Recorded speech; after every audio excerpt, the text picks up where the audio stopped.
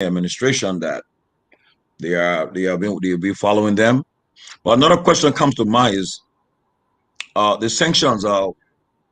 What impact the sanctions really having on the country and the officials? Because if you take to example, right, uh, they have been the Senator Sherman had been on sanction for almost 4, 5, 6 years. Also, Senator Prince Johnson, and Prince Johnson, in fact, on Sunday he slammed the sanction. He said he can travel Japan, India, and go anywhere. And he said he doesn't mean he has to come to America. So he really didn't care. And then the people still elected him, or he got more votes. So the sanctions basically, yeah, it's true. They're calling out, but why is the idea of imposing sanction and nothing happens? Because Prince Johnson got elected overwhelmingly, and if you can recall, the sanction Minister McGill, the sanction Mr. Tuawe and Serena Cephas, and both Minister McGill and Senator-elect McGill and Tuawe, the guy elected in Magibi and Riverses. So it's like the sanctions basically saying, well, just don't come to America. But that's why how is it appearing that just don't come to our country. That's all, and so forth, because because the government in charge, they they didn't pursue anything. So it makes it just like it's just a sanction. Yeah, the North sanction. But I mean, the ones that will scare someone is if you talk about United Nations travel ban on you. They impose a travel ban on you. That means you cannot go to no other country. You have to seek permission to leave your country. But that's the thing that everybody's like concerned about, and so forth. But and then talking about the president elect, the president-elect, he's in the U.S. Everybody's aware of that. He should have a press release that he'll come to the state for 2 to 3 weeks to meet with partisans and hold discussion with other officials here. And since then, there have been a lot of speculations here, there, yonder. On Friday, they should have gotten their certification, but they requested a postponement. And but like Peabody said, for me, it will be a good thing for the Unity Party to look, just come up and say, look, the president-elect. I mean, shows if you see some live videos about him having some engagement, that would maybe allay the concerns people are having. Because people should not forget, no matter what anyone would say, he's the president of the Republic of Liberia elect, and he's our president for the next 6 years. And if you didn't support him, you must be concerned about him because he's the one our country's hands lies in your country's hands. So we need to respect that, and we are concerned because Liberians are concerned about their leaders who will be leading for the next 6 years. So they have a right to be concerned about that. But like I just said earlier, uh, before I came on the show, I spoke with the vice president elect, and he said he did speak with him today, and he will be returning to the country in the next couple of weeks. So we just want to say again, wish the president elect well, wish him best wishes, and we just want to know at least the concern. Liberians are concerned about the leader. That's why people are concerned that speculations are coming. Once you are not coming clear, people start to speculate, and that's what's I think happening. But the news today is about the main news that dominating so far. So we're coming to show was this issue of the sanction, and so we just got to keep discussing. But Julius, I think you're ready to give your thoughts on the issues we're discussing. Yeah, most definitely. Let me say, great to be back here. Happy Monday to all of us, including our listening audience. There's always things to discuss when it comes to, or Mama Liberia and everything else. Definitely a wonderful time to be a part of the conversation. I want to start off with this whole issue of the sanction, and then eventually, I will chime in on the silence of the Unity Party, the gross disrespect to the general public on their part to remain silent and ignore the plights of the people, as it is often done in a much more civilized society.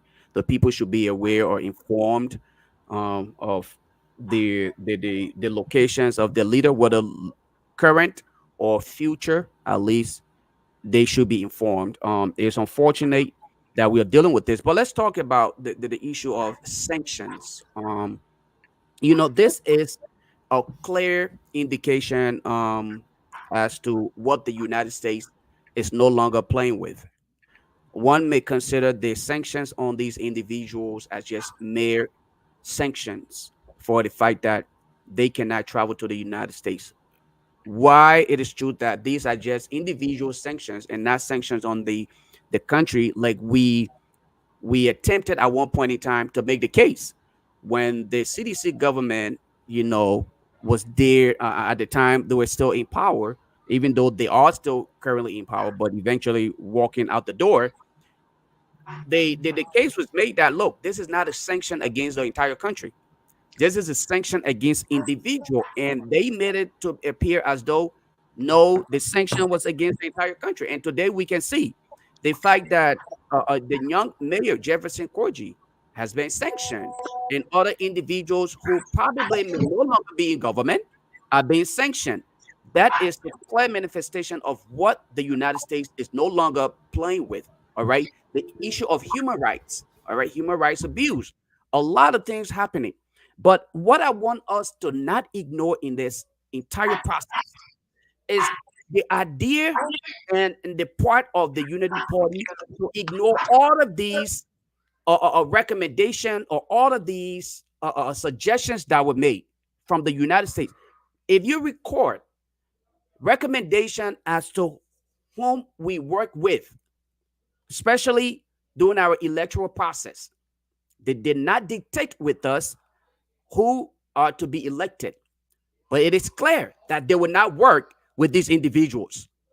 Okay? They are not willing to work with these individuals as much as we, as Liberians, again, as a sovereign nation, understands the impact and everything else. We made our conscious decision to elect these individuals who are sanctioned. We should also take into consideration the reality here. The United States, our partner, is saying to us, these people, we would not work with them. And the Unity Party government is coming in, lying in bed, okay, with a Prince Johnson who was sanctioned and have always been very vocal and disrespectful to what is stated. He have often stated he just don't care, or time or time number. And you just mentioned the fact that on Sunday he mentioned the same thing. I don't care. But the Unity Party, again, in their decision to go in bed with Prince Johnson, made it clear to the United States that, hey, we don't care what you do. We are just don't care. We will remain as though we will close all of our ears, every part of our body, to what you're suggesting to us, that these individuals, in as much as they are considered, whether they are corrupt or they are, violators of human rights, we will not listen to you. The Unity Party did that, and they went into bed with Prince Johnson and the MDR. Today we see where we are, and now we are seeing the reality from the CDC government. So why it is true that individuals from the CDC government are being sanctioned, our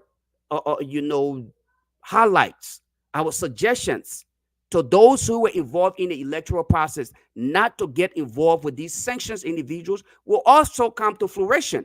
Because remember, when the United States says we are not doing this, they mean business. Whether you stay in your country, you go to China, you go to Nigeria, you go to other places, that is not their concern. Their concern here is they will make sure that their voices are heard. And this is why we find ourselves to where we are. Now, to speak to the issue of the absence of the president elect, I think again, this actually speaks volume. It's gross disrespect, and I hope that eventually we will open up the phone lines so that we can give Liberians the opportunity to chime in on this conversation. It is gross disrespect to the people for the mere fact that the president elect will just disappear. Nobody know where he's at. Okay, well, we can assume that we know where he's at, but nobody know the purpose for which he's out of the country. Nobody know his status, whether it is health related, anything. Nobody know where he's at. No one is communicating the status of the president elect to the people. All we hear are gossip. And as a matter of fact, the most outrageous part of this entire thing, they the political party, Unity Party, don't even have a source, a specific source of information. The Unity Party, this is embarrassing. Let's be honest, it is so embarrassing that the Unity Party, the political party elect, all right, uses one of their members. I guess, Twitter, his personal Facebook page to disseminate information to the public. We are talking about the party elite. The only way you can get information from these guys is via the social media pages. They don't have a functioning website where they can provide information to the public, where we can say, here, this is where we can go and validate this information as to whether it is authentic as compared to simply going on an individual social media page. These are all embarrassing things that we have to go through today in this modern dispensation. So I think we have a long way to go. Again, thank God that we have started the conversation. I think we are here for a long haul. We will discuss other things in detail. But the fact that the Unity Party chose to just leave Liberians in just thin air, where we have to go fetch for information for ourselves, I think it's gross disrespect to the people. Oh, thank you. Like, before Kev coming, let me say this. I know, guys, again, the people that are watching, please, y'all don't beat on me because I would disagree with my colleagues then today again. Okay, when I disagree, it doesn't mean that. I mean, we all entitled to our own views, right? Our views, yeah. But again, like I said, we have for the 3 more days to go to inauguration. Okay, and if at all the president-elect is not in the country on inauguration day, then we have concern. The constitution will step in. But right now, I take what they are saying. Like, is number 2 is saying that he spoke to him and he sounded everything's okay and he'll be coming back to the country. I mean, I think we'll take it. For me, I think we should take it that way. But again, I will also, whether I agree with you guys on, it is important that the Unity Party, as the incoming ruling party, at least will provide more information on the president-elect, because according to that will correspond with the release the issue. They said he'll come to the States to meet with some stakeholders and also partisans and so forth. There was an event held in Pennsylvania on Saturday that the president-elect was expected to attend. He did not show up, and it also raised some. I mean, another one could have been, people were saying, well, he was addressed them via video conference. Like, I think Senator Dillon and others did it. I think it would have been that way too. So it raised the more that Judge Judah said, the more they put creating speculation. People come up with their own stuff. You know, a lot of news coming up, and for the good of the country and for the office of the presidency of the president-elect, I think it will be a good thing that they come up with a more clear release. And even if the president-elect is meeting with some people, I mean, do a live video. Let Liberian people see it and so forth.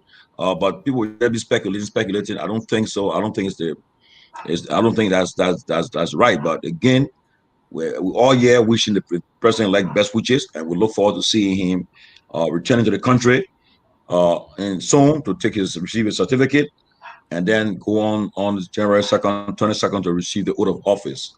But for that, I think that's where I'm a little bit will differ with you guys a little bit, that we give them time at least until they come forward. But the time is they still have time to show forward. But Kev,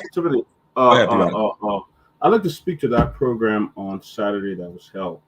We saw that another group from the Unity Party had issued that the group that hosted the celebration on Saturday were doing it. They were unauthorized to do it.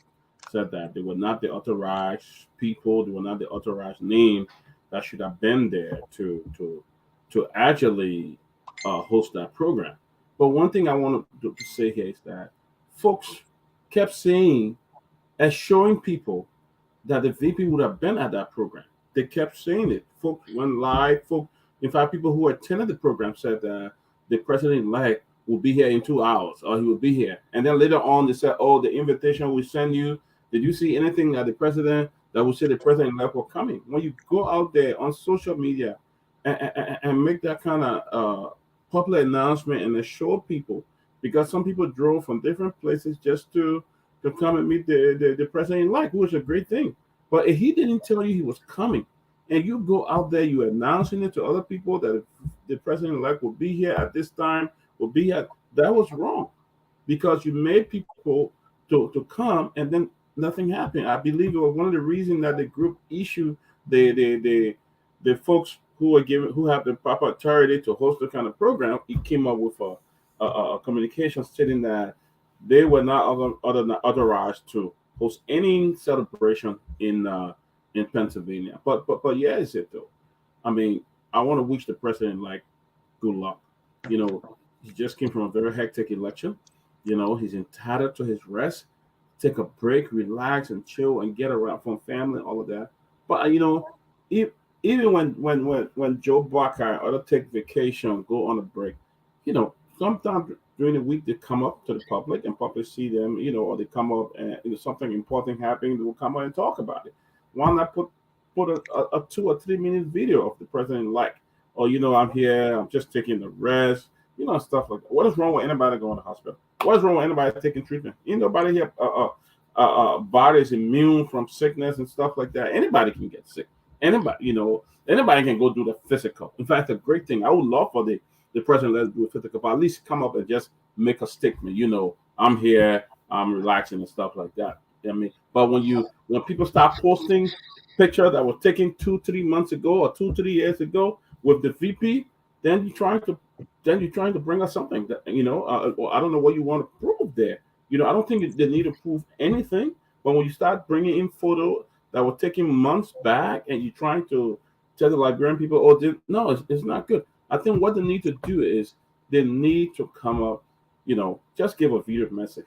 Liberian people are concerned about the president. Like, just come out, show the president, let him talk and stuff like that. Or come on, make a statement. The president is resting. He's not going to have time, you know, something like that. But everybody's in doubt now. Then you got other people coming out there showing pictures that were taken 4 years, 2 years ago, 1 year ago, or are driving with the rescue. One of those things not necessary.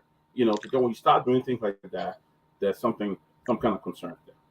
Yeah, and I agree with you. Just for program note, we are live on True FM, radio station True FM. We are live on True FM on the radio in Monrovia, Liberia, and True FM can be heard in Magibi, Bong, Nimba, you name it.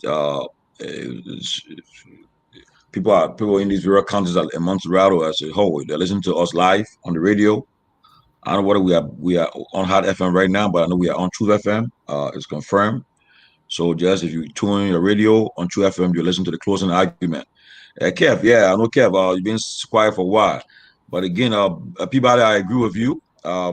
People posting pictures on Facebook just to prove the point that yeah, with the president-elect, I don't think it's necessary. When you do that, like you just said, you create more room for concern and suspicion. You know, so I don't think it's appropriate. I don't think you should be doing it. You know, should not be posting old pictures with the president-elect just to prove a point. Again, I would still say that I believe the president-elect is well. I believe he's perhaps he will be making a public appearance soon. Wish him well, and we look forward to see him in Monrovia, Liberia, soon for his inauguration on January 22nd. Hopefully, that will be the case. But for right now, I don't think it should be putting pictures of old pictures just and saying trying to create different concerns. You know, I don't think that's necessary. Well, but Tamale, this is the problem. All right. Yeah. They you know, I think one of our previous I think was ministers or whoever, I think it was Eugene Land Numbers made a statement about dig hole to cover hole, right? This is similar thing that is happening here. The Unity Party believe in this whole idea of deceptive politics, and they're no longer playing politics. They are now in the driver's seat. We expect them to start preparing themselves to govern. Instead, they are still behaving as though we are still campaigning, and they are still deceiving the public with information. One of the most important things that we can take note of here is the issue of transparency. The reason why today we are hearing names of people who are being sanctioned by the great United States is not simply out of just hate, envy, or jealousy. the issue of transparency. All right, those are some of the problem that they had, and here we are again. What I mean, the government is waiting. In less than 2 months, we will have a group of people who are to control the narrative. They are to actually spearhead the affairs of the state. And if they cannot be transparent enough to come up to the public and say, look, the president-elect is in the United States. He's in Rhode Island. He's in New York. He's in New Jersey. But he's there to meet with family and friends. And he's just trying to just rest himself out before he actually take on the work that the Liberian people have hired him to carry on. We would know. No one is asking for specifics. But we are not getting the information that we rightfully deserve. Okay? We are left wondering. So anybody can assume. Tamale can assume that he's okay. Kev Hassan can come on here and say that's not truth. I can also assume that he's not well. Dr. Peabody can come out, and now we are literally just confusing the general public, especially for those of us who sit on these various platforms. It is upon us to provide information to the public, and we must be reliable in our information dissemination. We cannot come out here and speculate. We cannot come out here and assume. This information should be provided by the political party, okay, so that we, as media entities, can provide this information to the general public. Unfortunately, they're not doing that. The idea of one, what if it's a communication director or one guy to sit on his social media platform, Facebook, and say, oh, the president will be traveling, or the president-elect is to travel to the United States, and he's to be there to meet family and friends and will be back in a few weeks. Is that enough? And just leave us in dungeon? Nobody knows what is happening anymore. The people are concerned. Yes, their partisans may do everything to protect their party interest. But what about those who did not vote for Honorable Boycott? He still remains the president of every Liberian. Every Liberian deserves to know where he's at and what is going on with him. He's the president-elect, for Christ in heaven's sake. Why should they be so secretive? Why are they keeping information from the general public? Why can't they address the public? They told Liberian he was traveling to the States, okay, to meet with family and friends. He was going to be a part of some kind of thank you event. Over the weekend, we did not see the president-elect, neither did we see the vice president at either of these events. Okay? What's going on? We live in a virtual world today, pretty much. Like you rightfully said earlier, why did he not appear through a Zoom or a podcast or something like that to at least speak to those who were in attendance? He could use his phone, his laptop, and just greet the people who went out there to say, hey, guys, how you doing? Thanks for the support that you provided. Unfortunately, if it is truth that they weren't informed of this event, I mean, he could at least just greet the people and say, you as Liberians, why it is true that I may not have been informed, but I still think that it is only fair for me to appreciate your contribution, your support, and your continued support to what we all believe in as Liberians. Unfortunately, nothing of such happened. So what does that leave us with? Where are we?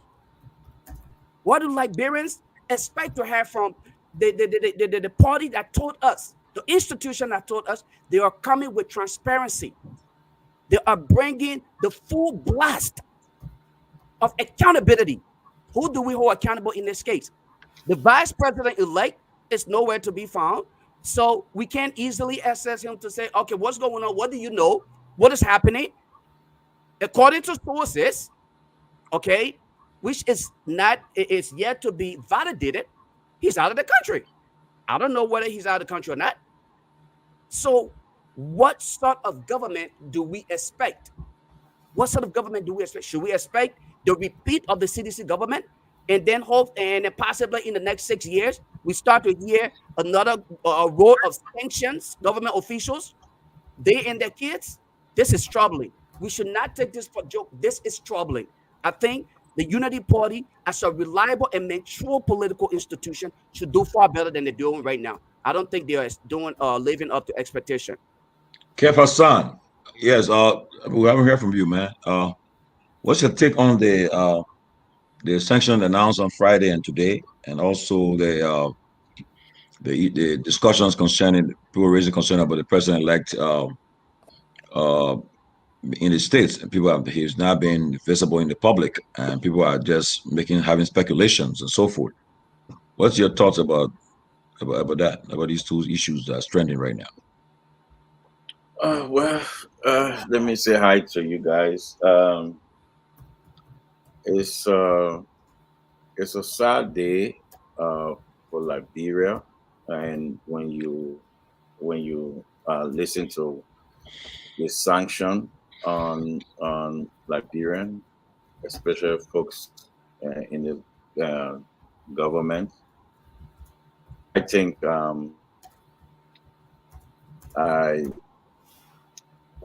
sometimes I just want to watch my words. I wish I was alone on this platform doing it on my own show, you know, and then they will hear something different from me. But I think it's a sad day in Liberia because we have people who murder people in that country walking around, walking around. If America so loved Liberia, will you have Prince Johnson have proximity to the presidency? Will you? Will you have his party? It's like in Sierra Leone, they have the RUF. That RUF will never be running a country and taking the vice president position. Will you? That's the question. People disagree with me, but I will always be me, and I am what I am. Will you? Will you have uh, people like Prince Johnson close to the presidency if and America? But what I can say to you, what I can say to you, people may disagree, but this sanction. It's not from the White House. Because if the White House know exactly what folks in State Department doing, they will really look into it. If you're left with me, I'll call up patriotic Liberian should come out peacefully and ask the United States government, give us your evidence, give it to us. Don't be flying around with sanctions like some kind of candy or some cookies, and they're saying, "Oh, it's an allegation. It's to protect itself."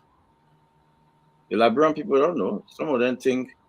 Some of them think that Koji went to the prison compound and take out prisoner and get their arms. I went to Liberia and see it. I see no prisoner on the street with arms. Only police. We were at the headquarters. Nobody. Mr. Tomlin George went there. We didn't see them. We stay up at night till 5 a.m. I will not say me because people will say, "Oh, you have security." But I saw ordinary Liberians walking the streets. I'm a person with an inquisitive mindset. So I observed. I saw Liberians, 5 a.m. People going. Matter of fact, they have a spot called a poto that run 24/7. They only close like 1 or 2 hours just for cleaning up 24/7. But uh, and this, if Liberians don't stand up, this will put Liberians against Liberian, and then it will reach a point it will go. This thing will boil out into a different level. Different level. You have folks that broke down Nokal down to arches. Are they on sanction? Oh no. America in see. State Department see they were blind at that time. We got folks that broke out FIB Bank. They're there. No, they don't see it. But they will come out with allegation. Same allegation on the rest of them and turn it around. You have, but you also charge Prince Johnson of corruption. You charge Prince Johnson of corruption and bribery. Read it. Pay to play bribery. But his party is a second in command in after January 20th. His party, Prince Johnson, will be roaming around the mansion. Matter of fact, Prince Johnson is the one that announced the vice presidentship. He announced it. He's the first person that announced it. They said Jeremiah Kun will be the vice president for my party. Prince Johnson is the one that said Jeremiah Kun will run the country because the old man is not feeling well. He said that. He said it's a good thing for us. But he's unsanctioned for corruption. For corruption. That you telling me the State Department and wish good for Liberia because I'm stupid, because I ain't get brain. Only people who get brain will see that. If you mean business with Liberia, you will come up and condemn Prince Johnson proximity to government. You will condemn it. But until folks within the State Department who playing games through the lobbyists of Alan White, then playing games on people and bring trouble in our country, then people will sit down and think. You cannot attack one and favor another. You got people like butt naked them who proximity to JMB, who call himself JMB soldier. JMB soldier, who murder people. He's not on sanction. That could you barely were 5 years old when the war started, you sanction for human rights abuse. But you know what? It's certain thing I want to say I can't say on the platform. I cannot say on the platform. But one day, we will organize soon, and we will be in DC to the headquarters of Manesky. It's on Pennsylvania Avenue. And we'll ask the question. We will ask the question, why are you sanctioning people who there is no proof of killing somebody, but people who on tip of killing somebody roaming the streets? That you telling me I should come and buy that? Well, I will leave it for you. Let me go to the GMB. The GMB folks are correct what they're doing because they have sized the minds of some Liberians. They said he will not campaign during the election. And what they did, yes, he did not. He was just around. They plan to do the same thing. They're managing him before the inauguration. After inauguration, he will come back, do what he got to do to manage him. They are telling you that JMB will not be the president. The president will be Jeremiah Kun. Prince Johnson said it. They are not joking. You can make all your noise you want to make, but Unity Party don't care. And guess what? They have the backing of some folks who were them. The people are going down to DC and made the lobbyists them who they would do business with. From the war, Alan White been doing business with Liberia. Liberia like a business farm. They will continue to do business, and people will continue to think another way.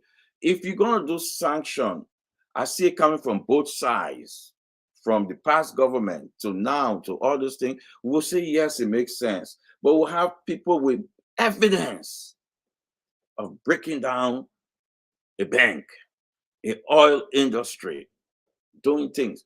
They're walking free. They're walking free. You get the former president took responsibility of those things. They're walking free. They get sensible Liberians who are angry.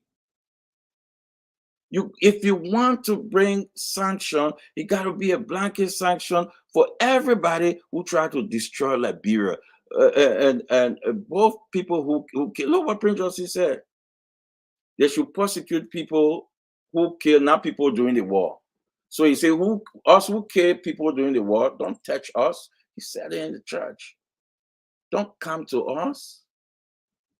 We will rule this country. So basically for me, what the Unity Party doing, they have the backing. They will get some Allen White who will do what they got to do for them, and people will get away. And some people will say, go after certain people, and I will end up with the last time that we did this to divide the country and go after certain people, and we're leaving certain people. You know where we end up.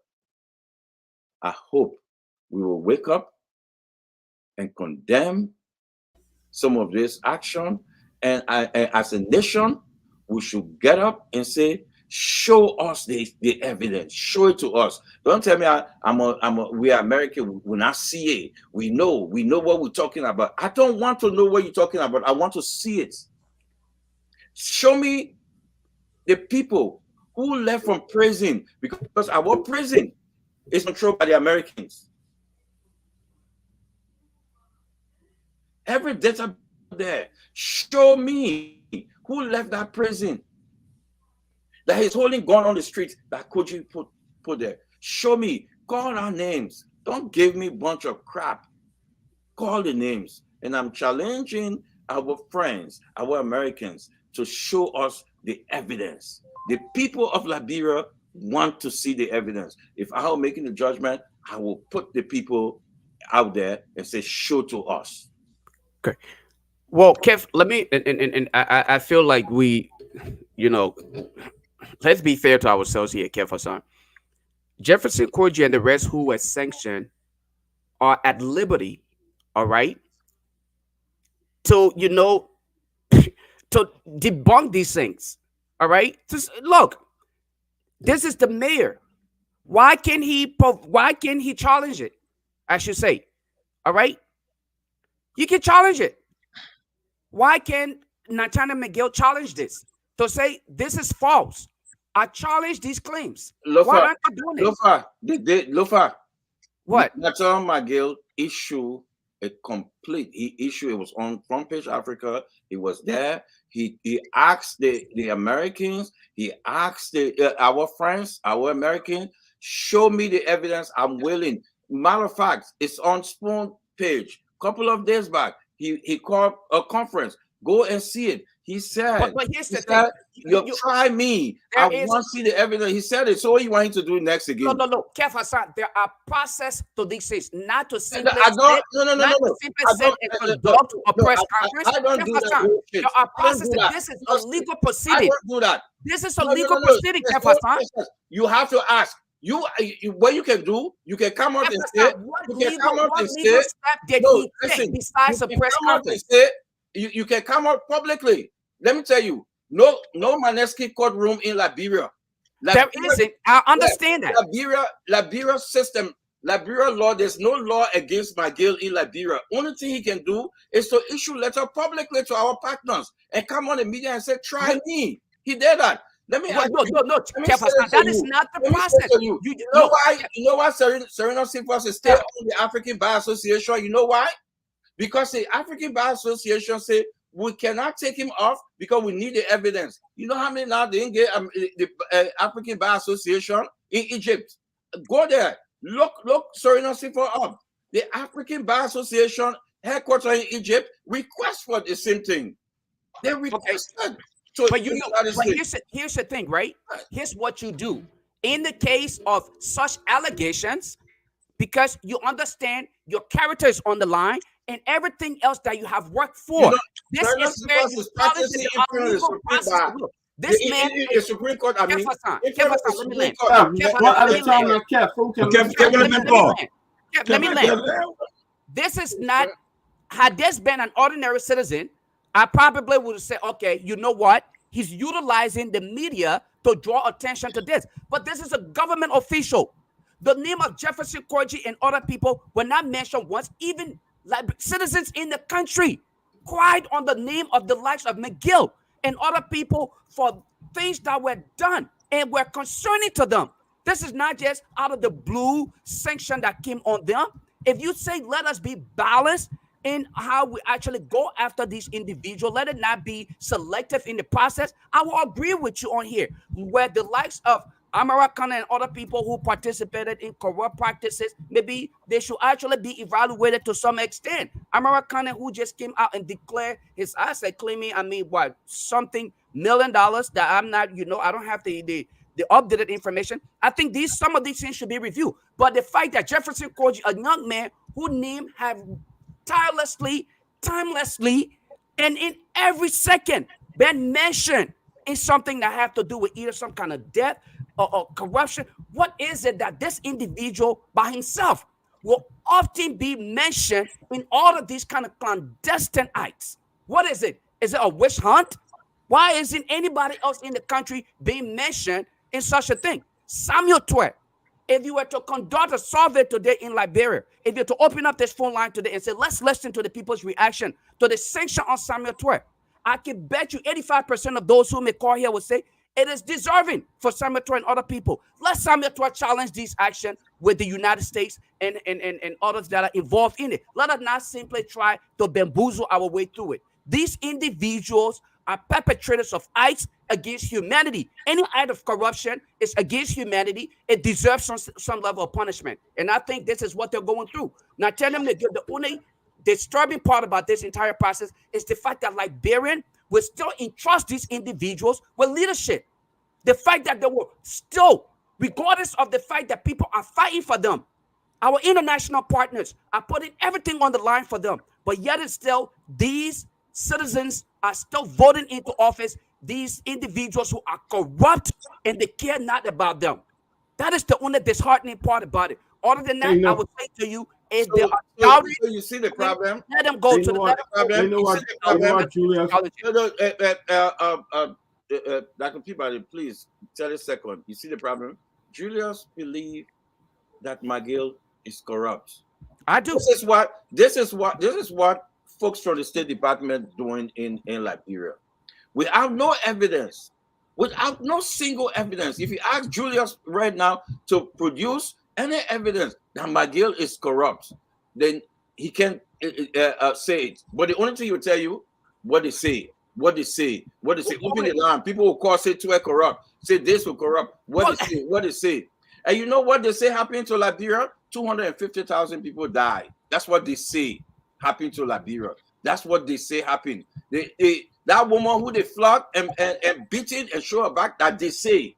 That woman, that lady who they beat ERWA falsely, accused that woman falsely. Accused that woman. Beat the woman for nothing. That because of they say. That because of they say. And that they say. That woman in hospital today in pain because of people. Go ahead. Yeah, from people. And that's what happened in Liberia. They say. Jeff, I think, let me say this. I want to be honest here. For government and for 6 years and the amount of people that have come on the sanction from the United States government is very disturbing. It's really disturbing. The amount of people in less than probably a year that have fallen into sanction. Okay, we see Twer, McGill, Twer, Che, Nukwe, Jefferson Korji, and Van Sherman, other folks. It's disturbing. What did the government do when McGill sanction came up, or even Van Sherman came up? Did they go after to this ask question and see what went wrong or what can we do to address this situation? Jefferson Korji was on a previous show that we were on, and I asked him this question: I said, Jefferson, why is it that everything that happens that have to do with violence, your name is involved? You know, Jefferson Coachy like the media attention. He's following with a lot of children, a lot of people everywhere he goes, children follow him. So the problem here is, you know, let's say this. Can you play a low? Can you be quiet when things happen? Tension. We'll go on national radio and say we're going to fight with our flesh and blood. We're going to do this. People notice this thing. This video out there, people see this thing. You know, did every other charges against him, is that true? No. But because he put himself out there, it's easier to accuse him and people believe it. You know, but I think this is something that should be very concerning to the government. Look at the amount of people. Why is it that simply that the U.S. government has continuously accused this government of corruption and they do nothing about it? Nothing is done. What happened to some of the powerful lobbyists you have in America that should be there to seek your interest, invite some of these people home to come and see what's going on? Nothing is done. Just sit down, just and leave it like that. Okay, here but as a government, this is quite disturbing. Let me ask you one question, guys. You know, let me ask you one question. Tommy, please, I beg you, my brother. Let me ask you one question. About a couple of weeks, actually a month and a half ago, there was congressional hearing on Liberia. Alan White testified. One of the things he said about the girls of Wia that had the accident on Banga Highway, he told the lawmakers of this country that George Manuel Weah used them for ritualistic purpose. He said that it's on tape. People, children that were going to campaign and they had an accident. This man stood in front of lawmakers in the country and told the Americans that's why the country, the government is doing. You guys, you know it's not true. These are one of the so many lies that they're telling against people. And guess what? These people are believing those nonsense. They are believing them that these children were going to campaign. What did you guys do about it? Let me come in, right? Look, Julius said something. When Julius spoke, he says he made some salient points. And honest, let me piggyback. Look, the question that should be asked first of all, when the president, this guy, Julius, John Malou, when he was in Ellen administration, he said, and I quote, that the Ellen government was the most corrupt government in the history of Liberia. Now, he said that, but you asked the question, why none of Ellen people was put on sanction? And you know, like Judah said, I mean, some people, you know, like for instance, take for example, the Robert Sullivan thing. With everybody know when you talk about here, everybody know what you talk about Noka and everything. But nothing came for it. The president even came out and she said she takes responsibility for it, right? Now, number one. Number two, you guys said something important too. When they sanctioned McGill and the other guys first, the Liberian government was under obligation to say, look, let us investigate them, and maybe through the investigation they were being exonerated, or the founders say, well, they're accusing them of the U.S. government say work along with us, provide the evidence on why these, like you said, these guys are corrupt. Provide the evidence. Then they go to work and go and set up either say justice ministry. These people want to investigate these people, find out whether they are any acts of corruption they have engaged in. If so, let us know. But they sat down. All they did, they resigned, and then the government of Liberia were quiet about it. They said nothing about it again. They let it just flow on. And then the people ran for positions in the country, Liberia people voted for them. So when you silent on everything, then number two, like somebody talk about lobbies. I mean, you know, all the governments in Africa, most of them got lobbies in Washington, D.C. But the question you ask sometimes, you say, they got Bakari Salas. They pay that guy huge amount of money for nothing. Honestly, he not pay for Liberia one day, but he was giving a 1 year lobbyist contract, and nothing came out of it. So the question that being asked is that, what was the purpose of all these lobbies? What were the purpose of giving them all the money and so forth? Okay, and then even they accusing people of corruption and other things. You can just sit and people accuse you, just sit and lie and say, well, okay, let them talk. No, Like I think Julius somebody said, people already said, you got to fight back. You got to debunk it. You got to respond to it. Okay, like they think about Koji. They always put Koji aligning with a lot of stuff that was happening in the country. Sometimes you might is not even true. He's not part of it, but he himself started that all because perhaps you were able to get visa to America at the time. You thought nothing was happening, but I think the whole thing is about the government of Liberia and all of those involved should have fought back, should have responded to it, should have come up and said, look, provide evidence of these things you are saying by our people. But now, and it happened at a time where the government, the president administration is leaving power, coming to a new administration, where the president-elect, he has said, he promised that he will be transparent, he will fight corruption, and so forth. So now, the question will be asked whether President Bouaga administration will go after these people that have been sanctioned, whether he will go after them, or he will just let it slide through. We don't know. These are questions that are already lingering in the air. So it's important that we understand these things, that our people just, when they say these things about people, nothing comes out of it. Okay? Like you guys said, and people got elected. And right now, honestly, to be frank with you, the question was asked, send the sanction on Vanisha on Prince Johnson there. What became of it? Anything affected them? The only thing that happens to these guys, they get kind of America.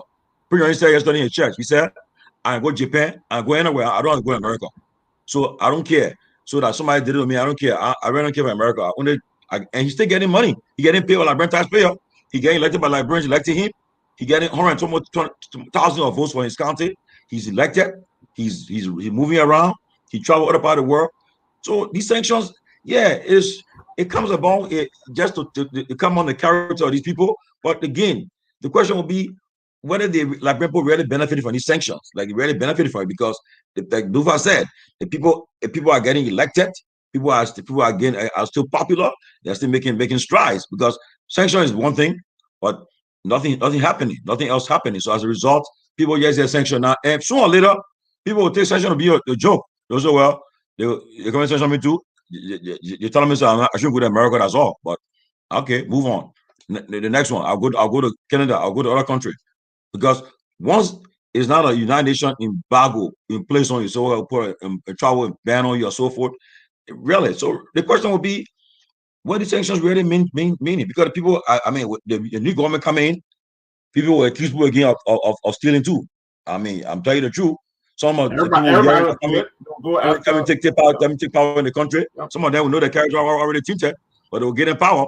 And when they get in power too, you think they say they get a parable about somebody they can't leave a hand behind. So if I'm a crook, I'm a thief, you give me position, I will still keep my behavior there. So the sanctions, what I mean these sanctions really, what impact having on the Liberian people and the country, or one of these people are there targeted? Which one? That's the question people are asking. And Tamerlane, I think part of the problem here that very often we tend to to see is this: when the CDC government was in power, all right, they're still in power, I must acknowledge, but instead of focusing on what Kev is talking about here today, the issue of character assassination, as they want to make it seem, or witch hunt, as they want to make it seem, they were in the idea or the terrain of trying to play propaganda to say the sanctions that have been levied against us is against the country, not individuals. Okay, now that you're leaving power, can you still make the case that this sanction is against the country, with the exception of those who are still being elected? And part of the problem here are the electorates. What are they doing? Okay, the United States cannot hold your hands and do everything for you. They are our partners. And that's the reason why you will hear a lot of your politicians, as I refer to them often, they will tell you we are a sovereign nation. The United States can do everything. As partners, they will protect their interests. Their interests come first. But when you are at the advantage of making that decision, are you taking into consideration these individuals who are involved or accused? Are you looking at your healthcare system? Are you looking at the education system? Are you looking at the issue of security? All right. All of these things are supposed to factor into your decision making, not simply those whom you have close proximity to, not simply those whom you believe are often visiting your hometown or hanging out with you, or giving you handouts. You have to look at the future of the next generation. Unfortunately, you're not looking at that. You look at a sanctioned Nathaniel McGill, you elected him into office. You look at a sanctioned Prince Johnson, you elected him into office. As a matter of fact, you give him the mantle to dictate who becomes the next president in the country. Prince Johnson at this point dictates that. And so he feels like he's so powerful that nothing can touch him. Now, you, the people, you are the victims. When these individuals invest in their private businesses, then you claim that they're doing it for you. You did not elect humanitarians.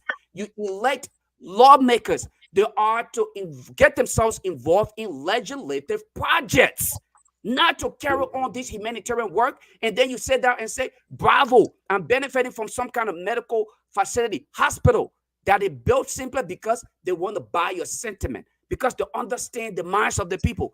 You're doing it to yourself. The sanction is only to protect the United States citizens, okay, from these corrupt practices, because the money that is sent to Liberia to support your health care, your education, the security, and other things, these are taxpayers' money. They cannot continuously waste this money on Liberia when you yourselves don't even care about yourself. Your kids are getting killed almost every day, and you do nothing about it. All right? The act of corruption is also an act of murder. The fact that you would take money out of people's mouth, the fact that you would take money out of the budget that's supposed to go towards healthcare and use it for your individual benefit, that corrupt practice in itself can be considered murder. Okay? The fact that today when you go on the social media, there are Liberians lying in front of hospitals who cannot get admitted at these hospitals. What do we do about it? Maybe have we held these people accountable for their actions? Guess what? Maybe the amount of money that needed to be allocated to these different facilities would probably have been done accordingly. Look at the video we had yesterday. Somebody sent me a video. There are people who are carrying on mining right behind other people's homes. Foreigners doing these things in Liberia. Your lawbreakers will go and stand before the cameras and just do a showboat. They have 2 days a week, Tuesdays and Thursdays, to work for you. And these people are not even, they are not even committed to work more than 4 hours. These guys go for 2 hours. They're running out of the capital. They are ready to run out of there. But you don't see reason to hold these guys accountable. You give everything to them. You behave as though you are the employees, okay? Your lawmakers are your employees, all right? You are the employers. Why should you always submit to these guys as though they are employing you? They're not doing you a favor. You, the people, you possess the mantle of authority. Hold them accountable. Then the United States will give you the needed support. Until then, you will continue to suffer. And this is exactly why the likes of Prince Johnson can say, I don't care what you do. You can sanction me all you want. I don't have to come to the United States. Guess what? I can stay right here and I will still enjoy what I need to enjoy. I can go to China. I can go to wherever I want to go at. But can every other Liberian go to China? Can every other Liberian be lifted out of Liberia to seek medical attention in Ghana or the United States? No, not all of them can do it. And that is the reason why you have your government, your lawmaker. They are supposed to represent you, because all of us cannot go to the House to represent ourselves. We must be represented by those who we elected. Unfortunately, they are representing their individual pockets and their individual interests. And that is the reason why our young brothers and sisters are in the streets today, and they have been labeled as Zogos, and our sisters are at hospitals. They are not getting paid adequately. And our brothers and sisters in the streets, the police officers, are not getting paid. And they are still risking their lives to protect lives and property. That is unacceptable. I think we need to do something at the ballot boxes and stop complaining all the time. Yes, 6:30, we'll be going to the lines to take some calls. At least to get the Liberian people involved in this conversation. Like Judah is saying, man, look, honestly, again, I don't know. Let me ask a question, guys. You think when they sanctioned when they sanctioned McGill, Bill Twelway, and Serena Cephas, you think if the Liberian government had said, okay, Minister of Justice, look into this and get back to us, and then perhaps if they had investigated and found out that these guys were all clear and there's no corruption on them and they were exonerated, you think the U.S. government would have continued to pursue more sanction on the officials, or because they perhaps they just resigned from their positions, and the next thing they did, they ran for elected offices and they won, and then and nothing happened again, and so people just, and like you said, Lofa, these sanctions sooner or later, it will just be, people will just take it for a joke though. They will say, well, sanction means don't go to America. That all it means. So, well, when they sanction you, that means they say don't go to America. If you get any property in America, they're gonna seize it as all. And then I said that all they're telling you don't go to America because sanction and no action behind the sanctions. So people just say, well, come on, it's another one again, and they will be going to other countries, let's go to China, let's go to Russia, let's go to other countries instead of going to America. You think that will happen? We'll reach to that point, or these sanctions are just targeted sanctions on individuals. There's now something that have teeth to bite, perhaps. What are your thoughts about it? You think these sanctions will just be sanctions just for targeting individual and that's all? Nothing else comes after it. I think to me what this is the good thing about this sanction is that you have the opportunity. They could remove you from this list in the long term. It depends on what you do or how you comport yourself and what you do in the country. But I think the damage has already been done. The long term effect. Who does not want to come to America? Who doesn't want to do America or to do business with America? If America said they can't do business with you, they don't want to have dealing with you. You should be worried. Honestly, because you know what, America has a lot of followers. When America say, hey, I can't do business with you, other people in Europe will say, you know what, no, America, I can't do business, man. We're probably not going to do business with this guy. Or we're probably not going to do it, and stuff like that. But what I'm saying, I want to reiterate that the government was just too reluctant. When people come out and accuse them on different things, they didn't have no real response system. They didn't do nothing much. People felt that it didn't affect them particularly, so they were not, even though they were working in the same government, there was nothing that they wanted to do. Oh, my name now on that list, I really don't care, and stuff like that. But yeah, I said now 6 people. You don't know whose name will come out again before President-elect Barker takes over. You don't know what name they're going to come up with again. I mean, you talk about corruption. We know that every government in Liberia has been very corrupt. You know that the UP government for 12 years, the former Auditor General termed them as very, very corrupt, more than corrupt than any other government. Other people accuse this government. You look at Transparency International, the last 12 years, they talk about corruption in the government, President government. I remember during the Ebola, when the finance minister came, Gafan, when he was being interviewed on CNN, and right after the action and left, the guy said, what can America do for a country that is so corrupt that have been listed by Transparency? Somebody check the chat room, as being very corrupt. I think that the point is the government was just reluctant to respond to a lot of stuff, and maybe take action on a lot of stuff, and that's what we see happening today. We still have folks in the legislature that are there, and we know how much corruption went through that. People talk about it, and a lot of things happened. Albert Chair Nukwe was the former running mate of Vice President, President-elect Joe Boaga. So if you are sanctioning that guy for a lot of corruption and things like that, it's another way of time. I mean, because he just didn't get sanctioned, but it was from the past. They followed his record and saw how corrupt he was. Hey, and there's a man that was nominated to be vice president for the Boaca. So we don't know what's going to happen later on.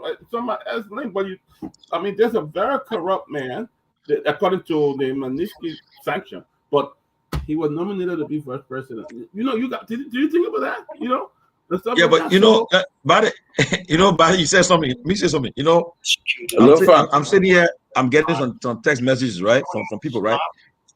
Now, what I see going to happen that, okay, if I was in the former government or in the alien government, the past government, or if I have some issues concerning I have some issues about corruption or something hanging on me.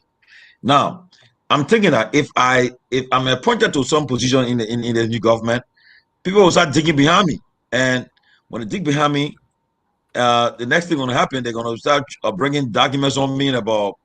And don't forget though, one thing you don't forget, there are audits. I talked to I won't call his name because man, they got, over the weekend was somewhere and somebody from the GSC were together, and the guy said there's tons of audits they have already from 2006 from early time up to we are time. The audits are just there. The only thing have been one of the problems have been the political will to ensure these audits were acted upon and so forth. Even LSCC too. So mind you, you should expect perhaps in the coming months or perhaps next year when it comes to this anti-corruption day or whatever the case, people that are involved in these audits that have been caught up in these audits, right now people can laugh and make fun of the others that are being sanctioned right now. They're making fun, right? But you can never tell what will happen if the audits that are being part up, it comes up in the coming months and these become public. People will start, and people needs you expect will start. You don't expect will start to come out on these audits. The next thing they will say, well, God forbid, John Brown he was involved in he was caught up in this red. He can't account for this amount of money that was entrusted to him. This person betrayed the public trust, and then people start falling on these things. So sometimes they say, be careful what you wish for, because people are now going to be, which is good. People will be security on security now. If I found out that everything you did to the Liberian people, I will expose it. I'll bring it out too. And now we'll bring it out to the public view, and then we'll send it to our international partners. Since only America can act before we act. When people betray the public trust, we don't act. Only when America acts before we can act. Perhaps that will happen in the coming months. But again, let's be careful. These sanctions are coming. They are targeted sanctions. Towards individuals, not the country. The country is not sanctioned. Only individuals, what they call it, targeted sanctions on individuals. But again, let's see what will happen in the coming months. Let's see when the Burger administration takes office, what they're going to do, whether they're going to act on these sanctions or they're going to just say, well, let's move on, because if perhaps Burger will have somebody in his government that he wants to appoint, and then the person is involved in some stuff, they'll say, well, again, so we'll see what happens. It will be an interesting time in our country in the next few months and so forth. So right now, let us just wait and see, and what will happen in the coming months. And that's true, Tony, because you don't know who else will be on our list, but it's just the magnitude of this sanction. We saw the UP government didn't have the amount of people sanctioned. What did it do different? What did it do different? You didn't have a lot of people. Was there no corruption? Yeah, there were thousands of corruption. President said he had to fire people, and even admitted our own son what he did.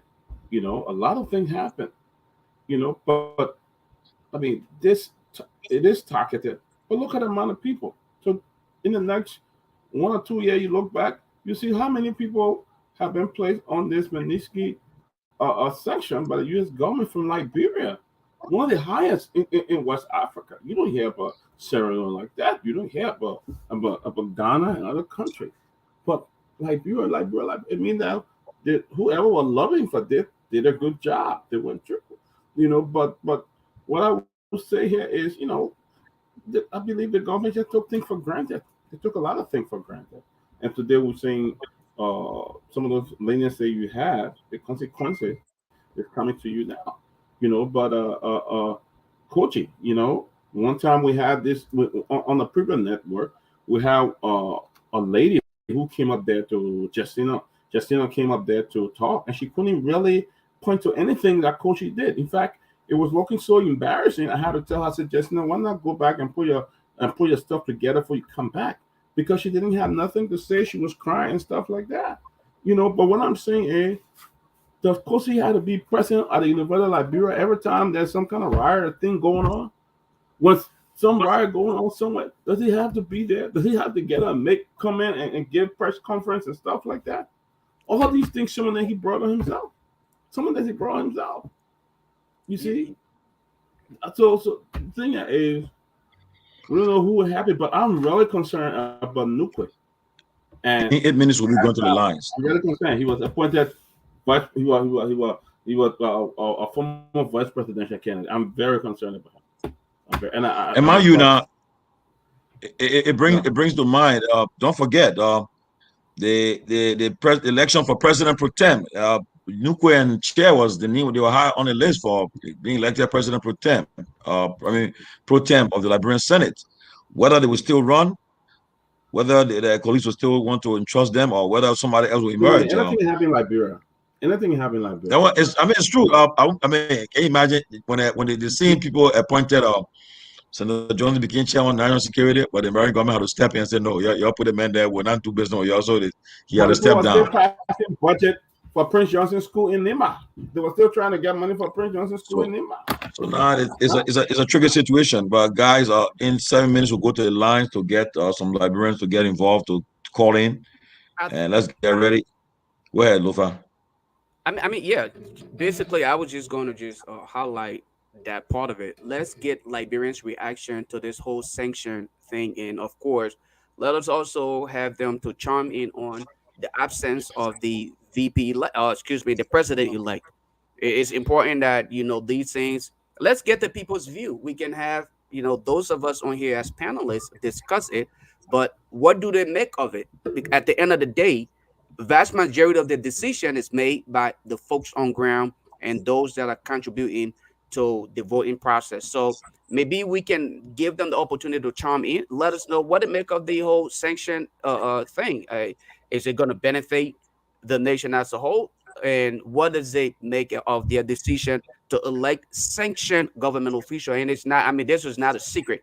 They knew of it. It was all over. I think almost all of the radio stations in Liberia discussed these things, yet and still, they overwhelmingly voted into office these sanctioned government officials. And one thing, hopefully we can also include in our conversation tonight, not to leave out, is the recent incident of the young lady who was brutalized at the red light market. Yeah, that was very wicked. Due to, I guess, very wicked. It was mistaken identity based on the information. Can you imagine mistaken identity? Right, and let me close on this note. Liberians are willing and ready to kill young people in the streets who are already victims of the system, victims of suicidal ills, because it is as a result of corruption that a lot of those young people are taken to the streets that have been labeled as Zogo and other things. When your government officials are driving thousands of dollars worth of vehicle, when you can't even afford a cup of rice to eat. That's part of the reason why those young people are now having to resort to, driving bikes and other things in Liberia. You are willing to beat and kill one of them to mock justice, but your government official who steal from you because they are driving around in white SUVs, black SUVs with security guards, and they gave you $10 or $20. You heal them, you celebrate them, but you kill your own brothers and sisters who's actually in a struggle with you. You got to be ashamed of yourself if you cannot hold these politicians, these corrupt politicians, accountable for their continuous action against you and your brothers, but you're ready to kill your own. You got to be ashamed of yourselves. And that, just to add on that when I saw that picture, the picture of that young lady, I was literally in tears because you can't just, and it happens. Don't forget, it happens to any one of us. Somebody can see you walking to Monrovia and it just say, roll, and just put it behind you, and it just run on you and catch you and start mobbing you, And the thing is that when these people do these things, they get away with it with impunity. No action is taken. Like, take for example, right? Okay, the issue of the car that ran into the partisans at the Unity Party headquarters. My understanding is that the police, I don't know what they try to do with that case, because we ain't hear about it no more, but they try to maybe put it on CD later on The guy who did it driving was a UP partisan, and then they just let him just play with it and let it just go like that. And people got killed and all these things. It's not a good thing, you know. You can't play politics with people's lives and with justice. You can't play with it. That's not good. But again, that's what we are as a country. That's why today you see the U.S. government can come and just issue sanction on Liberia officials, Because like they giving you how they call it, and giving you cards and so forth. But because because you see, no action is and it's so forth. like But it's it's like they sad don't though. regard us as a country. They don't even regard. I mean, a whole sovereign nation be there, and somebody can just come and slam sanction anytime they want to slam sanction on you, stuff like that. Also, that girl in a system with a credible justice system, those heathens will not go unpunished. They will arrest them. They will punish them because the videos are there. You can see all the people clear on that video beating that girl. But again, the girl is fighting for her life. I mean, she could even die, and nothing gonna happen. The police probably overwhelmed with a lot of cases, and nothing will happen. The next day you hear again, they beat somebody else on the other side. They can no more engage young people, and they respond with violence. There's no way we can have a civil conversation with the young people in that country. And that's why sometimes when I'm in Liberia and I try to just move away when there's something going on, I don't go closer because there's no way you can engage. And you go there, they turn to you straight and try to attack you because it's the absence of a credible justice system, and that's what we see happen like this every day. You know.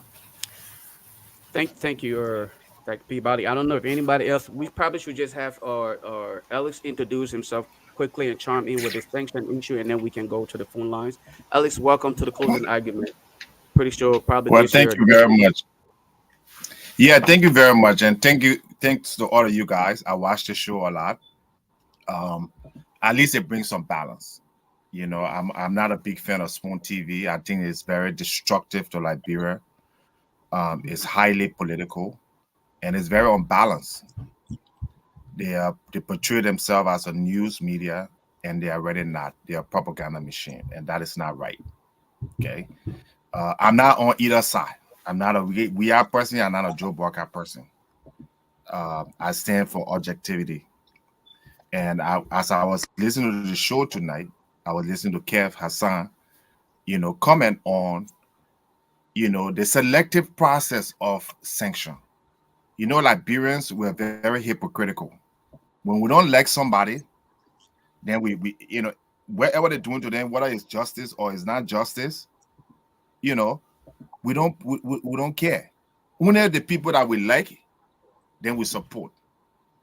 So, like I mentioned, I'm not a big fan of the WEA administration. I'm not a big fan of the worst thing that happened in Liberia is Joseph Boakai. He's a corrupt man who is being in a corrupt government. Jeremiah Cohen is no example to be vice president of Liberia, and we must say it.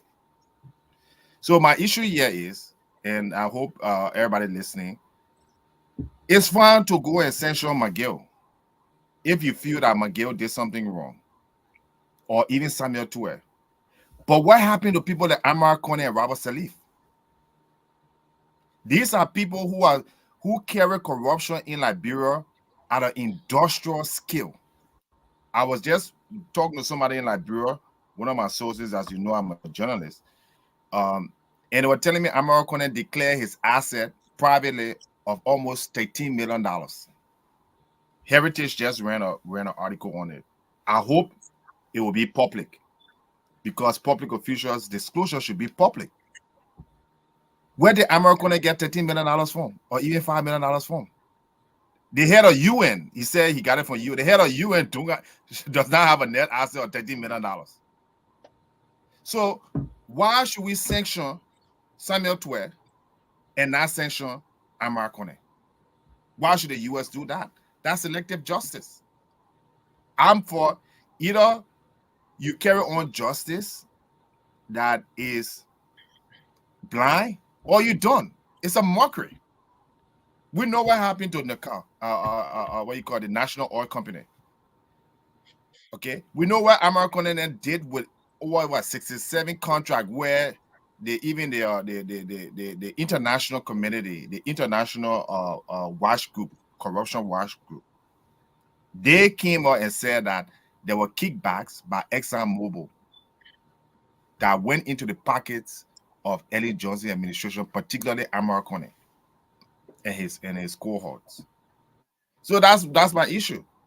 We can't go say okay, yeah, because we don't elect the Weah administration now, so now everybody in the Weah administration should be sanctioned. But for years, we have all these corrupt people like Burma Kamara, the article just read, millions of dollars in terms of government funding, no accountability. Even the World Bank, I mean the IMF, during the Ebola crisis, over $100 million they couldn't account for. So these people are rich.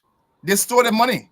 So my appeal here is Liberians, if we want to be fair and sincere to ourselves, if we can sanction Vani Shema, we should. If Amarcone is not sanctioned or investigated for corruption, massive corruption in Liberia, everybody should be released from prison and everybody should go free. Wow. Because no Liberian person in Liberia today does not know or does not believe that Amarcone is one of the most corrupt officials in the history of Liberia. $16 billion in mineral contract went to Liberia.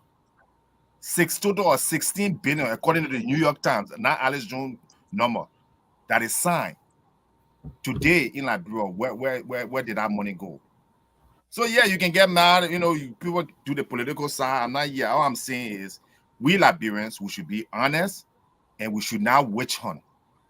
I see John Molly all jumping. Or John Molly wrote an article against Amarcone when talking about that corruption is not it does not affect growth and development. And we talked on your show, Judah, this other day. I'll show you the article. Right.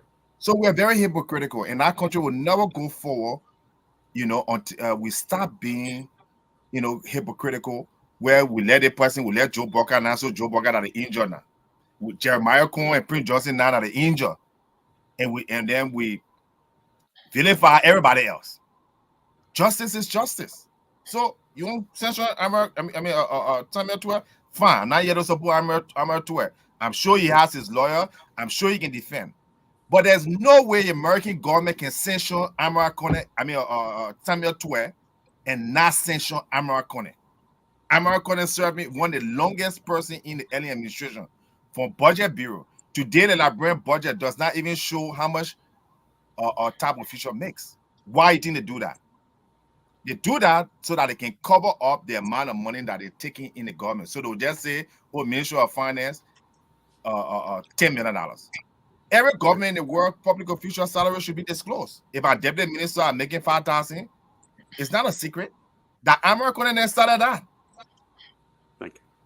Thank you, Thank Alex. you, guys. Yeah. I hope. But before good to see you, Mr. Jones. Welcome to the closing argument. And I'm sorry that you came on late, but you raised some interesting issues that we need to be discussing further. But hopefully during the course of the week, we can come back we can discuss these things. I'm sure Right. I'm getting text messages from people now since you came on, and people are getting concerned. But again, it's good. These are kind of healthy debate we want for our country, because the argument, we open the argument now, argument is open.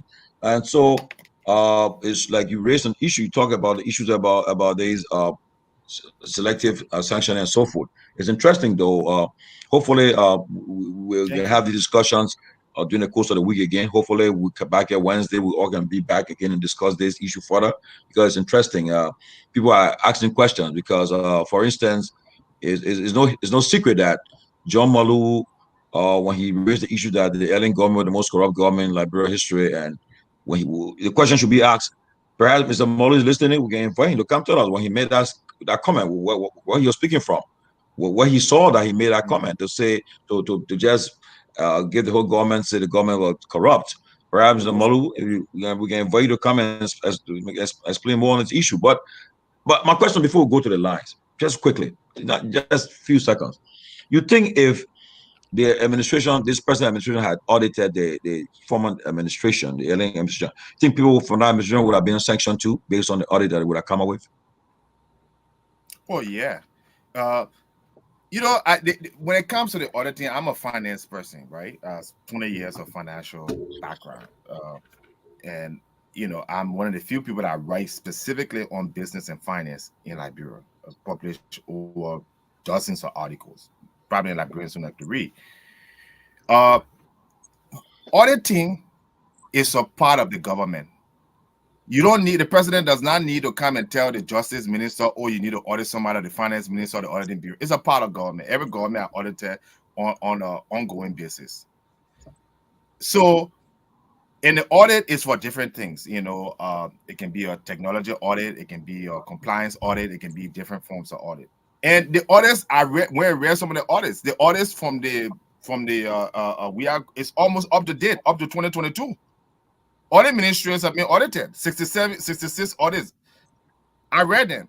So there's nonsense people talking about, oh, go audit you can't audit an individual, you audit an agency or a ministry. What they're trying to do is witch hunt. They're trying to cover up the sins. Okay, that's what this government is doing so much. They've been sitting down, it's disgusting. Look, I'm of the conviction that yes, corruption is a epidemic in Liberia. Everybody, corruption is not necessarily they're taking money for the coffers. Corruption is they send you on a trip for 1 week, you spend 2 days, you take the rest of the money, you pocket it. That's corruption. Corruption is because John Molu, you take all his Mandingo boys and put them in positions that are not Burma Kamara, who this man who does not even know what a Liberian budget look like, that the man who they consider him for finance minister. We're on a show. This man does not know what the health budget of the country was while he was finance minister. Has no experience. Seen it with Gaffron. These people had no real practical experience. That's corruption. So to answer your question, Timothy, the government did audit. The CDC government carry on audits. The auditing commission, they carry on the audit. And we should move on, I think, to trying to get a plan for this unity party government that will bring about jobs, that will bring about health, that will bring about development. If you should go audit in Liberia, first of all, the audit has to be independent. Joe Molu and Burma Kamara in no position to go and say the auditing anybody because the government, the Joseph Boakai, his office is corrupt. He received over $2 million every year. What did he do with that money? $2 million. It's in the budget. If you read the budget. All right, guys, the American Ministry of Finance, like I said, one of the most corrupt. This government was receiving aid in the tune of tens of millions of dollars for agriculture, for youth employment, all those things. So I agree with the fact that the decision of the CDC government, again, I'm one of the harshest critics on George Weah. I'm one of the harshest critics on, as I was with Taylor and Elling. But it didn't make any sense because everybody in the previous government, the legislator, they all were corrupt. They receiving over $50 million a year. These are people who in a budget will say for communication and internet. The Darius man don't even have an internet site for his office. So where that money be going? If you carry on audit, nobody in Liberia will stay. If you carry on independent audit, not one senator, representative, or any past government official will stand clean. Thank you. You say you got money in your budget. It says that for internet services. You don't even have a website. Show me the Liberian House of Representatives website. Show me the Liberian Senate website. Show me the Jeremiah Kuhn website. So where that money be going? So that's fraud and corruption. That's embezzlement. So I think what Liberians should focus on right now is, first of all, getting Liberians who are capable and who has the experience, who are not political, to come and help the country move forward. Even if you hire you got 75,000 jobs, public jobs, right? You got over 1 million workforce. How are you going to solve that problem? Even to get 200,000 people employed in Liberia. So this witch hunt where Amara Kone today that the injured, just Google Amara Kone corruption. Okay? They're not in a moral position to talk about corruption or audit because they were very corrupt. The Rawa Salif received over $1 million a year as chairman of NUCA for doing absolutely nothing. Guys, So I want the to. CDC I really government want did to. the right thing by moving on and letting the audit general just carry on routine audit, and that's what I think we should do. I have a few questions, but I think we should go to the phone lines, and then hopefully the second round we can discuss certain things, or hopefully during the week Wednesday we can Yeah, elaborate yeah. Wednesday? go Let's extensively into discuss. this part of it, because there are a few things that we need. We can't just do a surface discussion and then leave people, because I'm pretty sure folks would like to inquire as to some of the claims that have been made here by Alex, how we can get into it again. When we review information on here, we want it to be credible.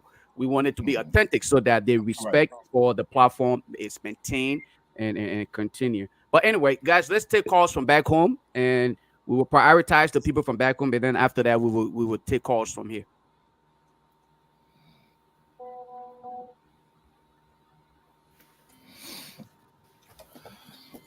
And I tell you, you've been following very closely. It is now time that you place in your call to 07770 to form part of the discussion here tonight on the closing argument. 777017635 is the number to call to form part of the discussion here tonight on the closing argument. Let's go to the very first caller. Hello? How are you? Your name from where you joined? This is Jojo calling from the Riyadh. Go ahead, Jojo. Yes, for the stand.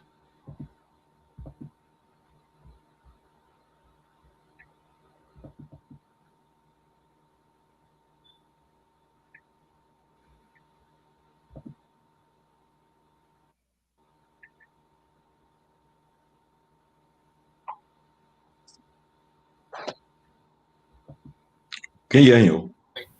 The diaspora are their problem. They are the one causing the problem. Because every time the other person, because you see like the US government will have certain interest of certain leadership, but they're trying to play.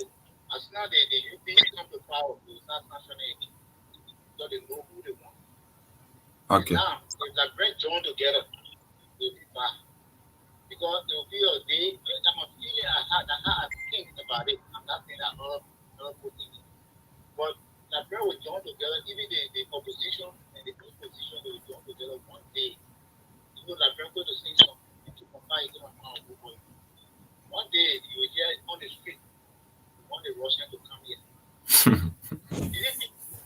Because every day something you change or child, one day when I child start disrespecting you feel bad. And this is what I'm looking at. And here thing you're saying that if I don't go and who they are putting to power, it's Brent Johnson. Because we know this man is sick. So if Jeremiah won't take over, what will happen to Brent Johnson? The mentally that is going to liberation now. Anything. Say you're poor and kill on you're not talking for literally killing. But you're killing out for legal killing, women should go for like great movement for this. And I look at it, people, the way they for power, they get power, they will more listen to them. They're trying to go to the Russian, they can see the political question. And this, that's how I'm looking at it. Because if you want to push Central, you want to push on the world, that's where they come in and the Russian. That one, yes, American, I did it. Okay, thank you. Let's hold you there to pick more calls. Yes. Thank you so much for forming part of the discussion. The 0777017 is it 635 is the number to call the phone pad. 7777017 635, placing your call, and then you will be live on the closing argument. To this caller, hello. How are you? Yeah, good evening. How are you? I'm doing good. Your name from where you join us? Good. My name is Ellis Bolly, and I'm calling from Kingsville. Okay, Alice, go ahead. 1 minute. Thank you. To be exact, the Robert Street Highway. Let me say this. The government that is in place right now is the Unity Party government headed by Ambassador. He went off.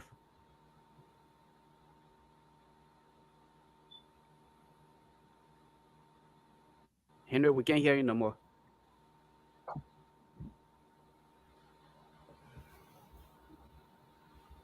Henry, are you there? I think Henry went We're off. gone. But then that takes some. All right, let's still call. Yeah, let's still call from the diaspora here. Yeah, let me post the number here. When Henry gets back, we'll take calls from Liberia. Guys, there you go. You have the number. The number to dial is 919-324-6828. 919-324-6828. As you call, let's take this first caller here. Caller, your name and where you calling from. 310, last four is 5282. Hey, Lofa, thank you very much, and thanks to everybody on the show. This is SB Don calling from Toronto, Canada. Thanks for having me. I just wanted to say a couple of things. First thing is to address the first caller who came on and said something about the diaspora and Liberians being held responsible for, whatever it is he was talking about. I'm not holding diaspora and Liberians responsible for anything, and I'm one of those, right? We were the ones that went to the polling station and voted for McGill. We were the ones that went to the polling station and voted for Bill and everyone else who was sanctioned. Yes, we have our input as to some of the things that are going on in the country. But at the end of the day, the power lies in the hands of those who are at the polling stations that are voting. We contribute financially in some aspects. We contribute with our understanding of the happenings in the country. At the end of the day, you guys still have the power to go and vote for what you believe is right. So you can't come on here and blame all the diaspora Liberia, the things that are happening in Liberia. And by the way, I still want to applaud the U.S. for taking a stance against these things that we've been fighting for, that we've been asking for. I think these sanctions that are happening now, that we're seeing, is a message being sent to everybody else who have aspirations and want to be government officials. That when you are given the opportunity to serve the people, you're going to do the right thing. And lastly, I just want to comment to the young lady that was brutalized. We all saw this. I believe it was in Red Light Market. This is just another prime example of the rule of law is there.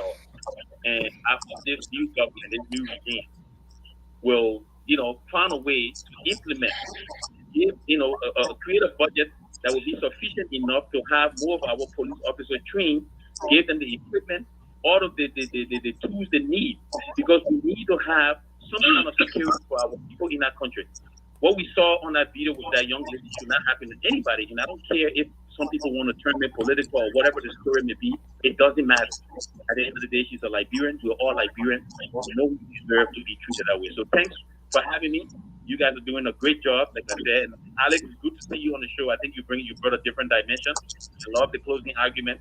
It's different from other platforms that we see that just create a certain type of narrative. So, we thank you guys for the work you do. Continue doing a great job. But I think before the next caller come on, I think caller, hold on 1 second. Let Dr. P by the lane. I'll bring you. Will speak to that. Going over this, it appears to be visa restriction rather than sanction. We got to be clear about that. Yeah. Let me reading through that.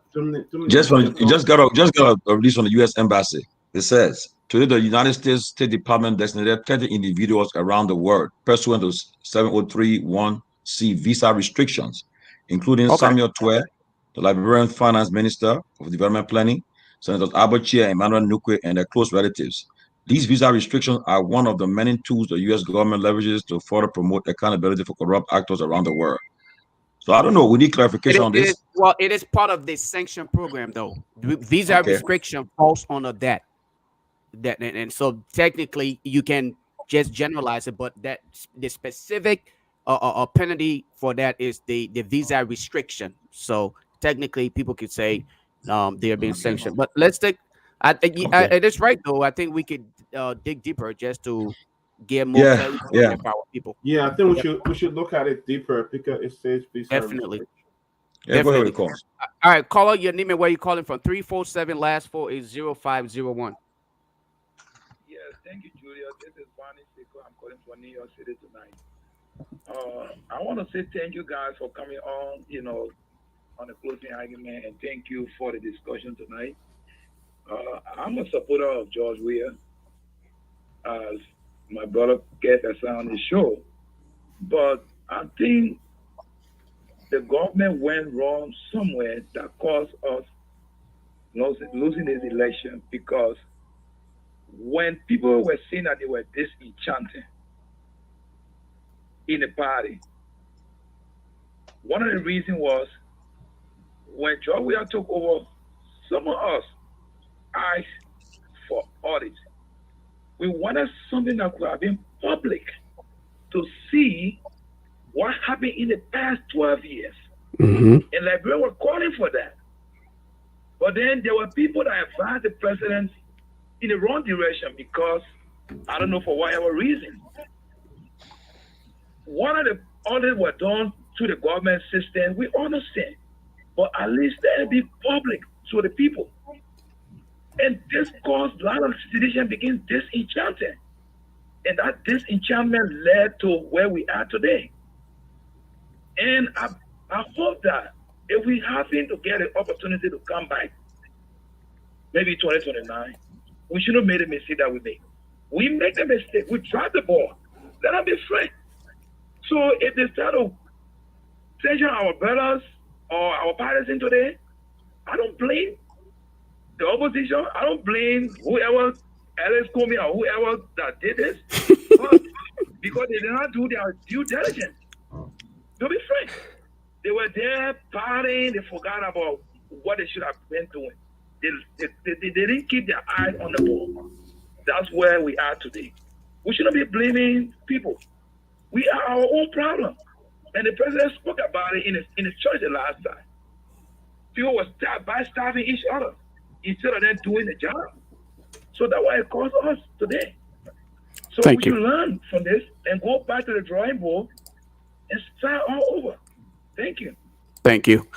I think that was the last caller we had on the line. So, guys, I believe we got a little bit more time to continue with the conversation for at least about almost 7 o'clock, and then we can kind of try to wrap it up. Yes, thank you, Lofat.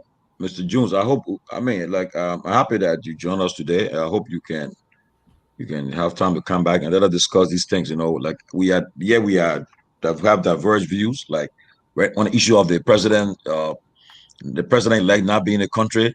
I'm one of those who says that I don't think it's a problem. Well, I think most of my colleagues here said they disagree with me that he should be in the country right now. I said, well, I think he still have more time. January 22nd is still far. If he's not there by the 20th, okay, I will get worried that president-elect is not in the country. But right now, I don't think it's urgent. I think right now the transitional teams are working. They are working closely and they're preparing for the inaugural program on the 22nd. And just to end, in the case the president-elect is not there, we have a Liberian constitution that will come in that will save the day. So we should not panic or be worried. So that's my difference with my guys on the platform right now. I know, but again, issue of the sanction, we need clarification on this because the U.S. embassy is saying visa restriction, but it's also they left how we interpret it. But again, we can dig deeper and find out what's the real position of the U.S. government on these officials. Again, so we will still try to find more information on it. But let us all dig deeper and come back maybe tomorrow, Wednesday, and come and have a good discussion. But so far, Yeah. I think that's where I am here. Go ahead. Let me. I want Alex. Go ahead. Lofat. I want Alex to chime in on this issue of being so surreptitious in especially on the part of our president-elect. Why should everything be so secret? Our people they take the big words out of this thing here. Why, Alex? What do you make of the secret nature of the president-elect? Being out of the country is one thing, all right? We all know he's out of the country. But you mean the Unity Party cannot address the concern of Liberians wondering where he's at, why he's out of the country, and what is going on with him? They're not talking about his contribution to the governing aspect of the nation. They understand he is yet to take power. But what the people are concerned of is if you choose to be this secretive about everything, then how will you perform once power is handed to you? Are you going to just continue the same thing? Just like George Weah did. Remember, George Weah did similar thing. When things were happening in the country, people said President Weah was not addressing these things. He was not speaking to them. And he kept quiet. During the election, similar thing happened. It's 6 years of President Weah presidency. Honorable Boycott kept quiet almost throughout the 6 years. At one point, Honorable Boycott even said in an interview, he said, Liberians are just a bunch of loud talkers. They talk too much. So should we expect similar thing going forward from Honorable Boycott to come on here and say, you know what? I'm not going to address any of these things. I'm not compelled to do it. Or he's going to result to similar thing like President Weah did when Eugene Fangon and other people justified for President Weah that they were doing the information dissemination, representing the information ministry. So President Weah had no reason to worry about addressing the nation. Let's hear from you. Yeah, look, it's funny in Liberia, and I was just wanting to call us a question about how CDC dropped the ball. It's very interesting. I've been following Liberian history and politics for a very long time. And when people get in power, they tend to have this idea that Liberian people will just talk and nothing will come from out of it, right? You see that a lot. I mean, I'm close to people close to Boycott who just tell him, people will just talk. But that's not true. People were talking on a tower, look where tower ended up. People were talking on a door, where door ended up. Taylor, in prison. Okay? So when people are talking, especially the news media, people who look at news in any country, but it's a fourth estate, they have very, very key role to play. And that's why I like this station, because I've been banned everywhere. You guys, if I was surprised you guys even invited me on. I'm very, very, very, very pleasantly surprised because of my views, because I try to take a position. I mean, Lopa is the only person who invited me on, even though I against his Kennedy and his views, and he has always been a true independent person that will listen to both sides. And that's why it calls for a democracy. But to say, look, George Weah was inexperienced, but he made the right decision not to audit. And I think I'm the only Liberian who has the guts to tell you, George Weah was right on that decision. There's no way you can audit the Unity Party government with all implicating Ellen Johnson Sirleaf. And there's no way you can implicate Ellen Johnson Sirleaf in any corruption case and be friends with America. Okay? That's the reality. America is not some angel. The foreign policy is based on the interest. And they took a stand to support Ellen Johnson Sirleaf. Here's a woman who put her children in four key top government position. Some of the biggest form of nepotism. And the same woman is giving a presidential medal at the White House. And Obama will go to that Liberia and say, the time for, you know what I mean? Look at the hypocrisy. So if you're looking for America to say, we're going to be fair, no. That's why the media is important. The media is important because a lot of positive things the CDC government did, but because they did not have the media machinery, they did not have the people who could come out and give the evidence. I'm looking at Liberia right now economically, right? And if you look at the statistic, you just forget about John Weah. The country is not as bad. The GDP in Liberia is 4.8%. That's one of the highest GDP rate in West Africa. Okay, the current account deficit is positive. All right. Yes, there's hardship. I'm not saying that there's not hardship, but compare that to early administration, where you didn't have to pay for security, you didn't have to pay for healthcare. Ellen traveled more than any president in the history of Africa. Ellen used to come to America to take her blood pressure. But you know what I mean? So you guys in the media, you have to be balanced. You have to take on the tough issues, right? And that's why people like Amara Kone and Jeremiah Coons can get away with it, because you take a man like Spoon, your former boss. This man comes out and single-handedly destroys CDC. And you get a whole government, you get Ministry of, you get LBS, you got Ministry of Information, you got tens of millions of dollars of budget. You got budget to your disposal to sell your case, but you don't do it.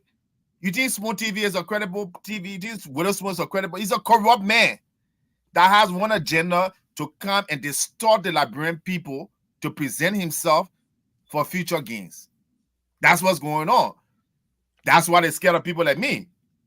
So that's why I'm going to walk around walk around like he's some kind of geniuses. When this man did not even have, he could not a bank teller experience when he became finance minister. A bank teller experience. He does not have it. So invite him on your show, and I would love to come on. And I just want to make this last point. Look, I just sent you the information for Global Witness that talk about corruption. ExxonMobil purchase of Liberia's corruption tinted black 13. And you read that article. This was in 2019 from Global Witness that says the bribe Amakone name is in this report. So they're not making us stories. If you do your research, so I just think that was a good decision. Liberians should move on. Joseph Boga needs to show his plan. He needs to show his healthcare plan, his economic plan. If Molu is so smart and Amakone is so smart, why they haven't presented a plan yet?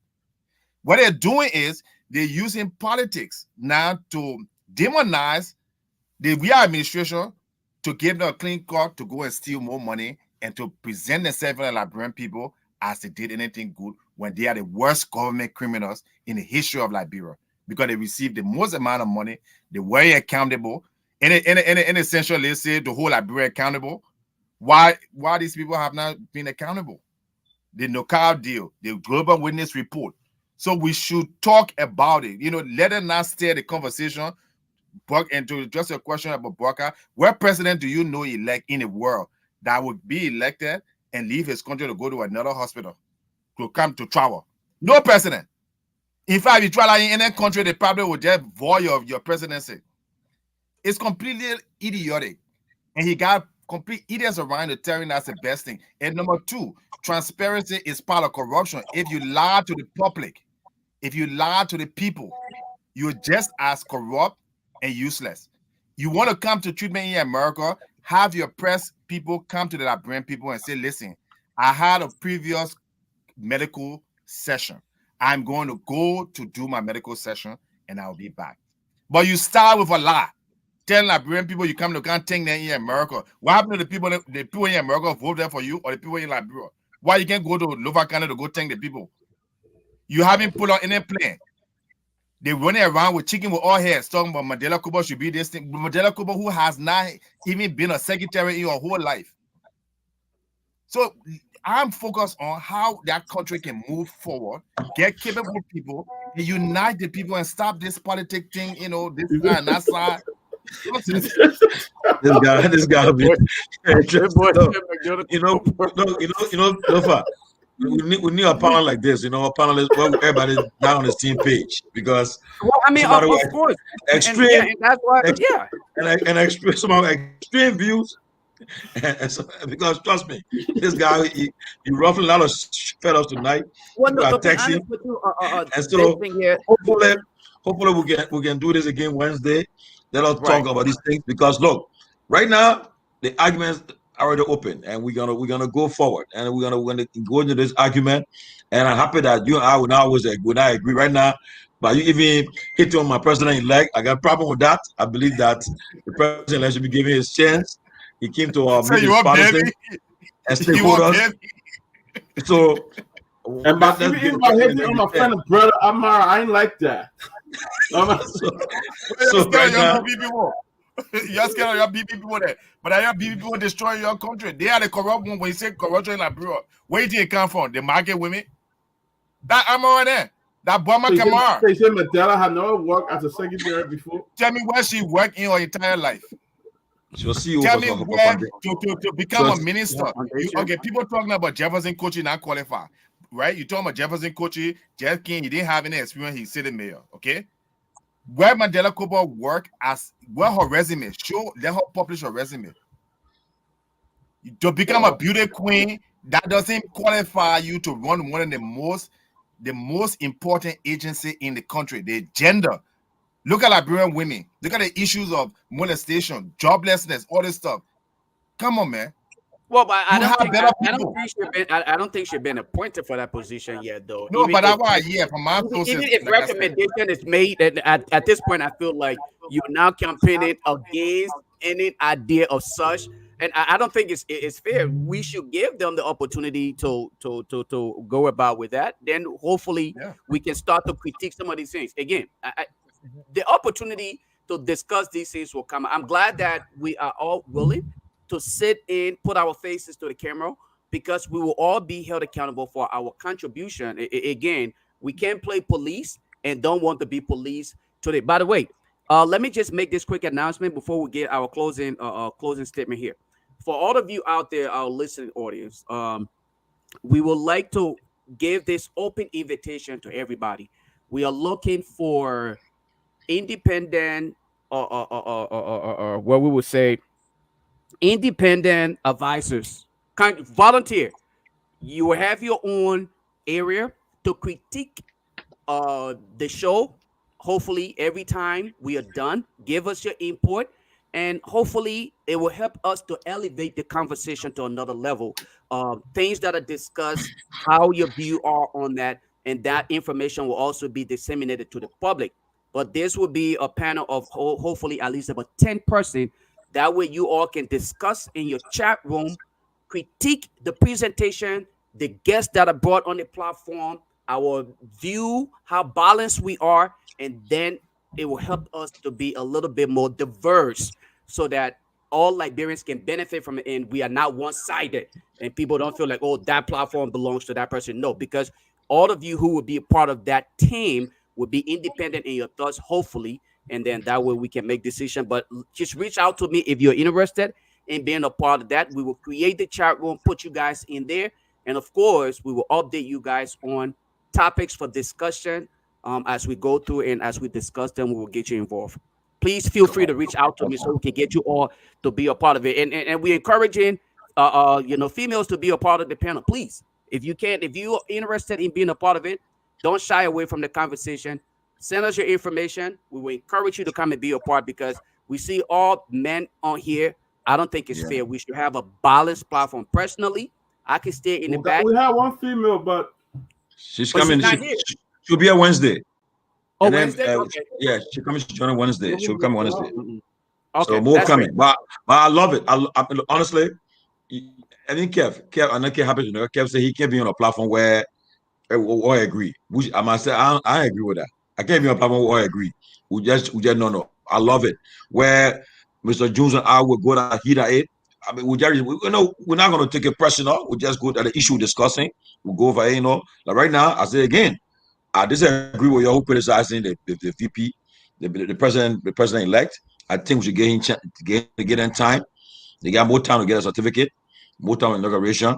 And I'm sure in the coming days, we'll see some videos or some live pictures of the president-elect holding some meeting with stakeholders and other people here. I'm very sure of that. But for now, we respect the president release the issue. What UP said, it came for some consultation. We respect that, and let's see what happens. But for now, I mean, I think I enjoyed it. I recognize our rescue sister, Kariko Mankpot. What's our rescue sister? Our real rescue sister there. I see folks are already saying they want to be. They want to be a part of it. So hopefully after the show, I will try to go through the names. If you're interested, we are picking 10. That's the number we can start with right now, at least 10, and we'll create a chat room and put you guys in there, and we'll always take input from there. So just say, I'm interested, reach out to me, and I'll take your name, hopefully, or you can send me a message in my box if I don't get to you timely. Hopefully, Tamlin, or any of the guys on here, just reach out to them, not just me specifically. Tamlin, Dr. P. Bali, Kev Hassan, any one of them. One class, I must stop. I must start defending. Reach out to them so that hopefully we can be a part of it. Okay, so Tisa Suba says she's interested. Good. Gwen is interested as well. I've seen a lot. Okay, great. Patience, Lufa, Baby, Siama, all of them. That's good. Okay, Lufa, Baby, Siama is also interested. Okay, that's good. All right, so guys, let's kind of wrap it up here. Let's call it tonight. Let's give our parting statements. Mr. Jones, hear from you. Your parting comments. Thank you so much, and I'll be very brief. I like the show. This is one of the few shows that I watch. Don't agree with all of you guys, but I like the fact. And I used to watch Spoon when you guys were on it, when you're left, and I kind of, all right. So my parting statement is this: listen, it's fine for you to like whoever you want to like, Joe Boakai, whatever. But what I'm saying is, Liberia needs to move forward, and we need to move forward with serious people and seriousness. A president-elect should have a policy by now. you first of all, before you become elected, your policy should be out there to the people. The people should vote for you based on your policy, not because you're old man or young man. And Joseph Boakai has failed. This man has nothing. And Liberia, and because of that, that's why Liberia is going to suffer for another 6 years. And then three years from now, we're going to be saying, oh, we wish we knew. Sure, we say American is smart, he finance man, John Molu, show me the doggone policy that you have for employment, for healthcare. You got JFK over there, you got less than 20 doctors. And go on the website, I went there. 20 real physicians. And the president is leaving to spend hundreds of thousands of dollars in another country. Why can't you focus on JFK? Why can't public officials go to public hospitals? So you start from those small things to build a country. So I want to hear Joe Boakai coming to America for treatment when you're the leader of the country. What example does that show? And we had people did the same thing too. It was wrong. We'll never get our physicians and nurses. America, we have a lot of nurses here, capable doctors and nurses. If we took a fraction of the cost for travel for medical expense and put it in our public hospitals, you know how many doctors and nurses we have back home that can treat thousands of people? So I don't believe that your Joseph Boakai was the right choice. I think people in Liberia vote. They have an angry tendency, which is stupid because you're not voting for somebody, you're voting against somebody. We have time, we have capable people like Dr. Peabody, all you guys, smart Liberians all around the world. Let's get away from this. Oh, the other person is public. Nobody knew me. People know me because they read my writings. But if you didn't invite me yet, the hundreds of thousands of people that you're reaching. So bring more people. You're very popular for today. Everybody read him. Oh, my man. The people that they kind of put that hit in my inbox and people mouth you already. Now Ruffles fell off tonight. Well, anyway, but I'm very humble. I love Liberia, and I will fight whoever is against Liberia and all the people who in a special interest with all any equivocation, passion. I will fight them. Whether you be big person or small person or popular person or not, if you're corrupt, you can't sanction one people and not sanction people. People like I said, Robert Salif, Charles Salif. These are menace to Liberia. They stole the people country, the money from the country. No accountability. Kofi Woods that have been bouncing around. All the public poorly built roads on Salif. $300 million came from Europe over that 12-year period to build roads that will wash away in less than 1 year. And they tell me, say, that the same man going to come back. He has no ideas. He's a poor administrator.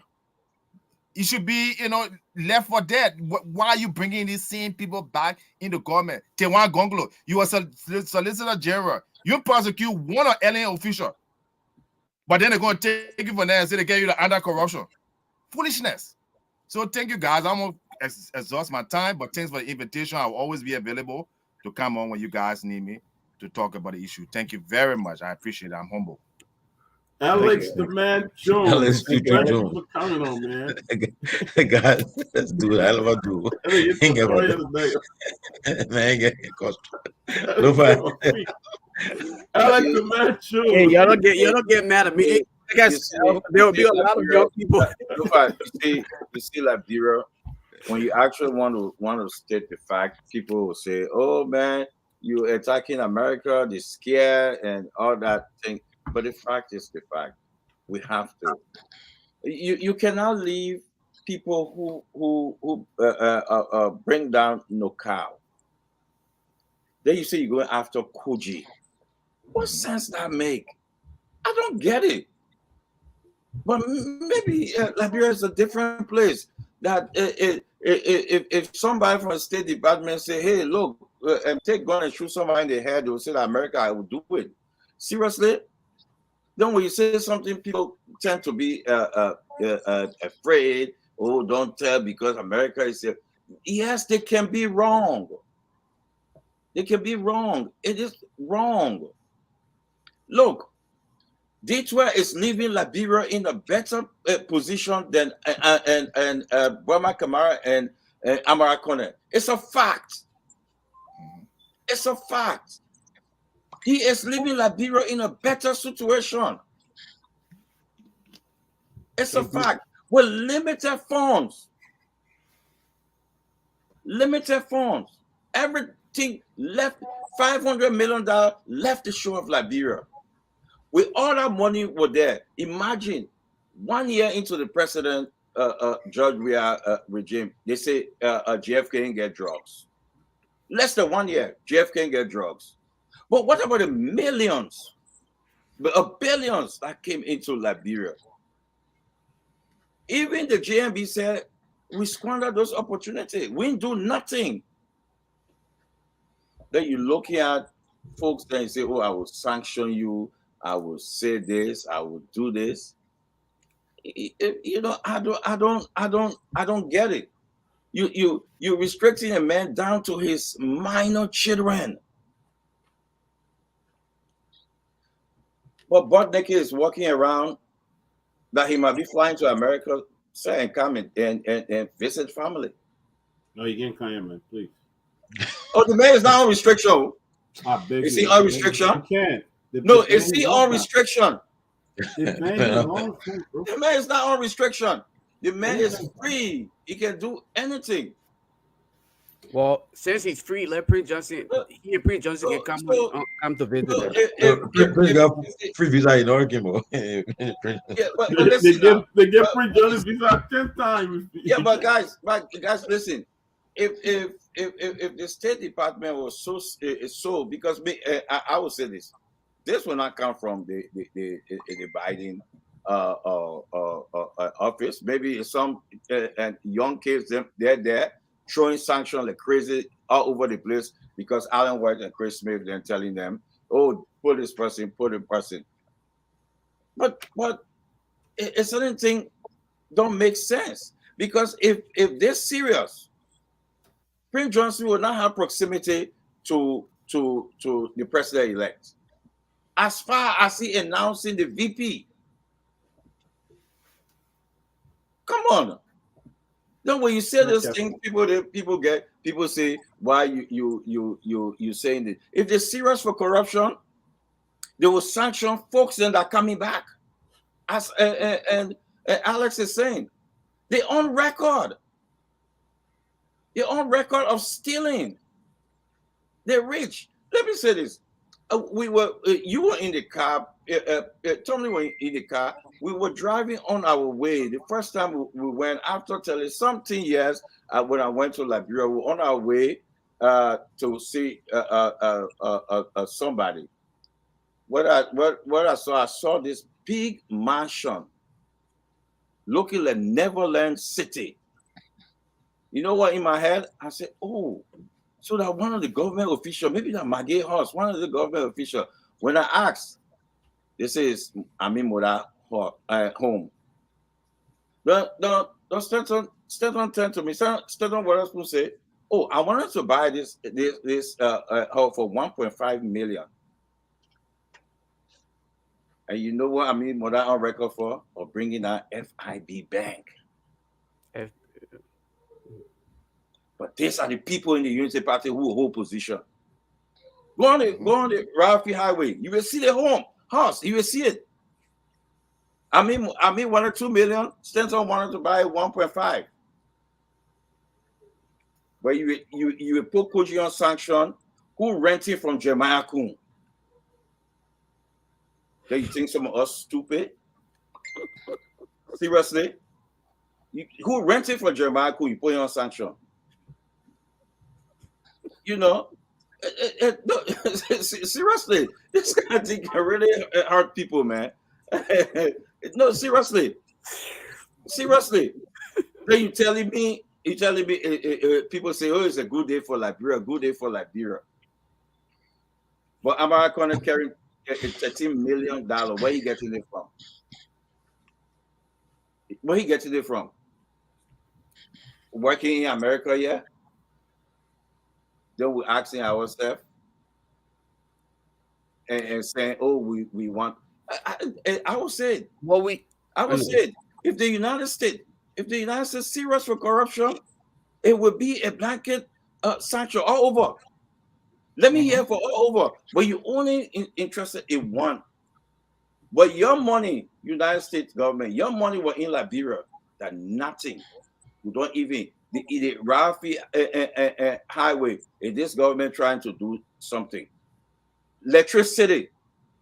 If this government expand electricity in that country, state of the art hospital in Bapulu, is this government? Park and other stuff them for our children. I drove in Liberia on the street at 5 a.m. I saw electricity. I saw street light. I saw things. I went around. So don't come and tell me this government is corrupt in the way that the last government was better. That your potential Minister of Commerce, Amin Boda, having a home of $2 million. Don Koju is renting, he's corrupt. But man, I'll leave it to you guys, man. Liberia. Thank you. Kind of Julius, yeah. Maka Rana wants you to add her to that list as well. What's the name? Makan Shala Rana. Makan Shala Rana. Yeah, I got her number. I'll inbox it to you. Okay. Oh, you can just give me. Okay, that's great. I'll inbox it to you. Yeah. Okay. Well, gentlemen, it was a great show. You can say all you want to say. Twa is living Liberia in a better place than Muammar Kamara, Amara Kona. The facts are out there. It's out there. But people will blind their mind. They will black themselves. They don't want to see the fact. Kev, we gotta go. Yeah, man. Yes, guys. Again, we'll be back on Wednesday. Look forward to having some new faces of us, perhaps, and we can get it going. This is about Liberia. We all should get involved and ensure that we should not always agree on the issues. We have diverse views, and it's good for the country. And I can tell you, people who are potential nominees for government in the incoming government, I know some of them are getting a little bit jittery because we discuss them. If you know you had a shitty past, we'll not spare you. We'll discuss you. And right now, we discuss everyone. Those running for the president, pro tem of the Liberian Senate, the speaker, everywhere, will not spare no one. We'll go there. And we disagree, to agree. By the end of the day, one Liberia to be the best for all of us to enjoy. And so, well, like I said, the U.S. Embassy, we got to clarify that statement about the visa restrictions and so forth. But we're going to dig deeper, do our research, come back Wednesday prepared, because now we know they're going to get hot here. We'll get tough. People will come back with facts. We'll come back to hit it. But again, just to end, the president-elect, I think we should pray for wherever happens. I know he's on a visit to the U.S. and meeting his stakeholders and other officials here. Let's see what happens. We'll look forward to seeing him in the country. According to the vice president-elect, as I said today, he told me today he spoke to the president-elect. So the president-elect, he said he sounded very, very strong and good. He's coming back in a couple of weeks. So we'll look forward to seeing all of that. Let us give them the chance. And inauguration day is January 22nd. Hopefully, they all will be in the country and inaugurate the new government, and then we'll take it from there. But next week, Wednesday, I'm sure we'll see some new faces of us. Let's give it. And Lofa, thanks for all you do for us, man. Thank you so much for coming to join, for being part of this team, and we're all doing it for the country's sake. Thank you to our viewers and everyone involved. Alex, thanks for coming on. I'll let you brought some fellows today, but we'll see what happens. I'm sure somebody will counter you in the coming days. I'm sure you meet somebody who will counter most of the things you said. But again, let's see what happens. So, guys, from my end, call it a day. Yeah, guys, from my end, man, look, it was a great show tonight. What I will say here is, as I said earlier, there's nothing wrong with the VP coming, doing his lit checkup and things like that. The president, he keeps saying VP, the man of VP. The president, there's nothing wrong with him going to the hospital and doing his lit checkup and, and stuff like that. But nobody with the president, I was say hospital. I think you get close to doing it. Let us man land. You know.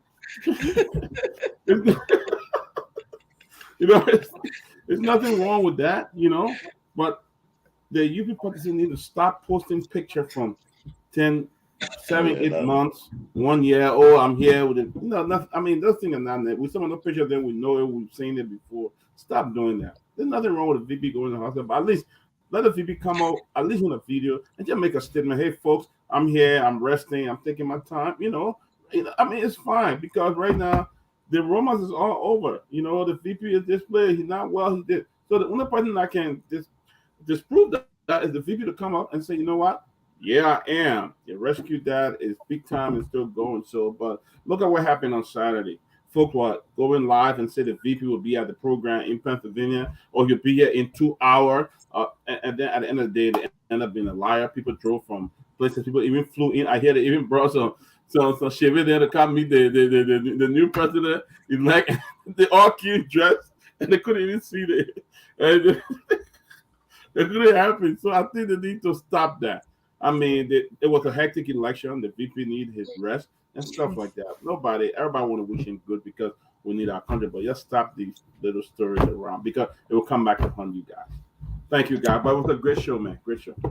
And again, Alex, thanks for Alex, great to see you, brother. Great to see you. Thanks for being a part of today's conversation, and to our audience, as often as we try to appreciate you, but we have to be maybe come a little more redundant about our statement as to how we appreciate your presence here every night because you carry the message, you bring the information as often as possible. We said thank you for always being here, and we'll do the best we can to keep the conversation a little bit more diverse and hopefully not be one-sided. It was great being here. I want to close on these few things that we spoke about earlier. First of all, I want to reach out to our sister Dede. Whatever condition you may be going through right now, we just want to say to you, we are in prayer with you, and we will continue to keep you in our prayer. And to our young people back home who believe in this mob justice thing, it's not in your best interest because what you're doing to somebody today, you could end up being a victim of it tomorrow. You never know where the tide may turn. So the things that you can't do, all right, to your elected government officials, I don't think you should be ready and willing to do that. What was exhibited to our sister, mother, however you may want to term it, I consider that an attack against Liberia, especially to our sisters and mothers. We should not have to put them under pressure of being afraid to walk around the streets because they are afraid that they will be attacked.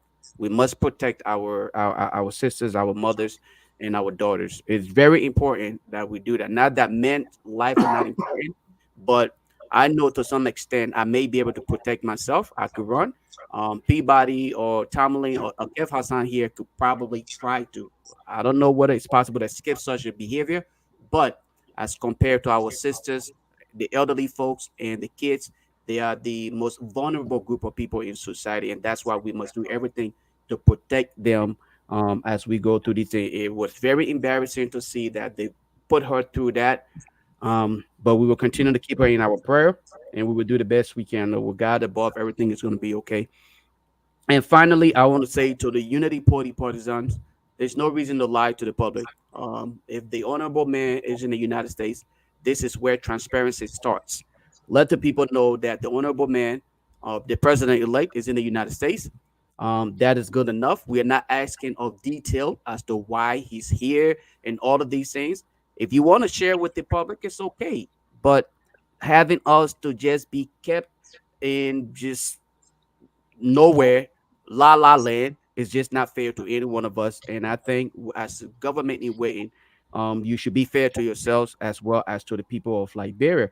And finally, the names of those who have actually, pledged their decision to join the team, volunteer team, to continue to critique, to advise, and do everything else is W. Alvin Jones, Alaska Pay, Deccan T Pay, Patient Lofa Baby Seman, Tisa Brewer Suba, Ketalik Tabagi, my favorite soup, Salisa Sunny, Emmanuel T. Johnson, Yours is palabra sauce.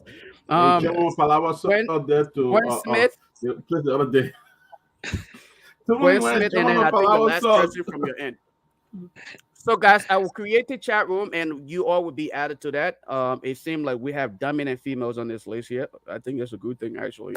But we will try to make it as diverse as you can. Yeah, Alex Jones will definitely be back. But anyway, guys, it was a great show. Let me just say something, man. Mhm. Hopefully, I'm thinking about how we can help that lady who was Oh, that's a injured. good one. We Yeah. want to think about it and see what we can come up with something to raise some funds to help her. So if you're watching, folks, be thinking about it as well. Let us know if you be willing to help. Maybe- At least collect. Maybe this would be the first task for the advisory team. They could come up Right. with a way for the specific day for us to do that. This would be Yes. they can organize and let us know how we go about it. That would be a great start for them.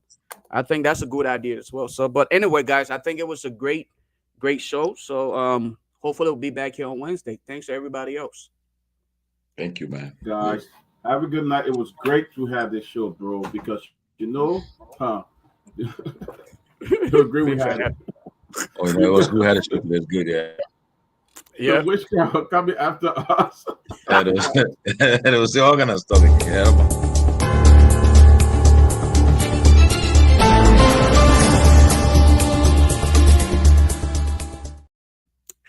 So, folks, there you go. There you have it. And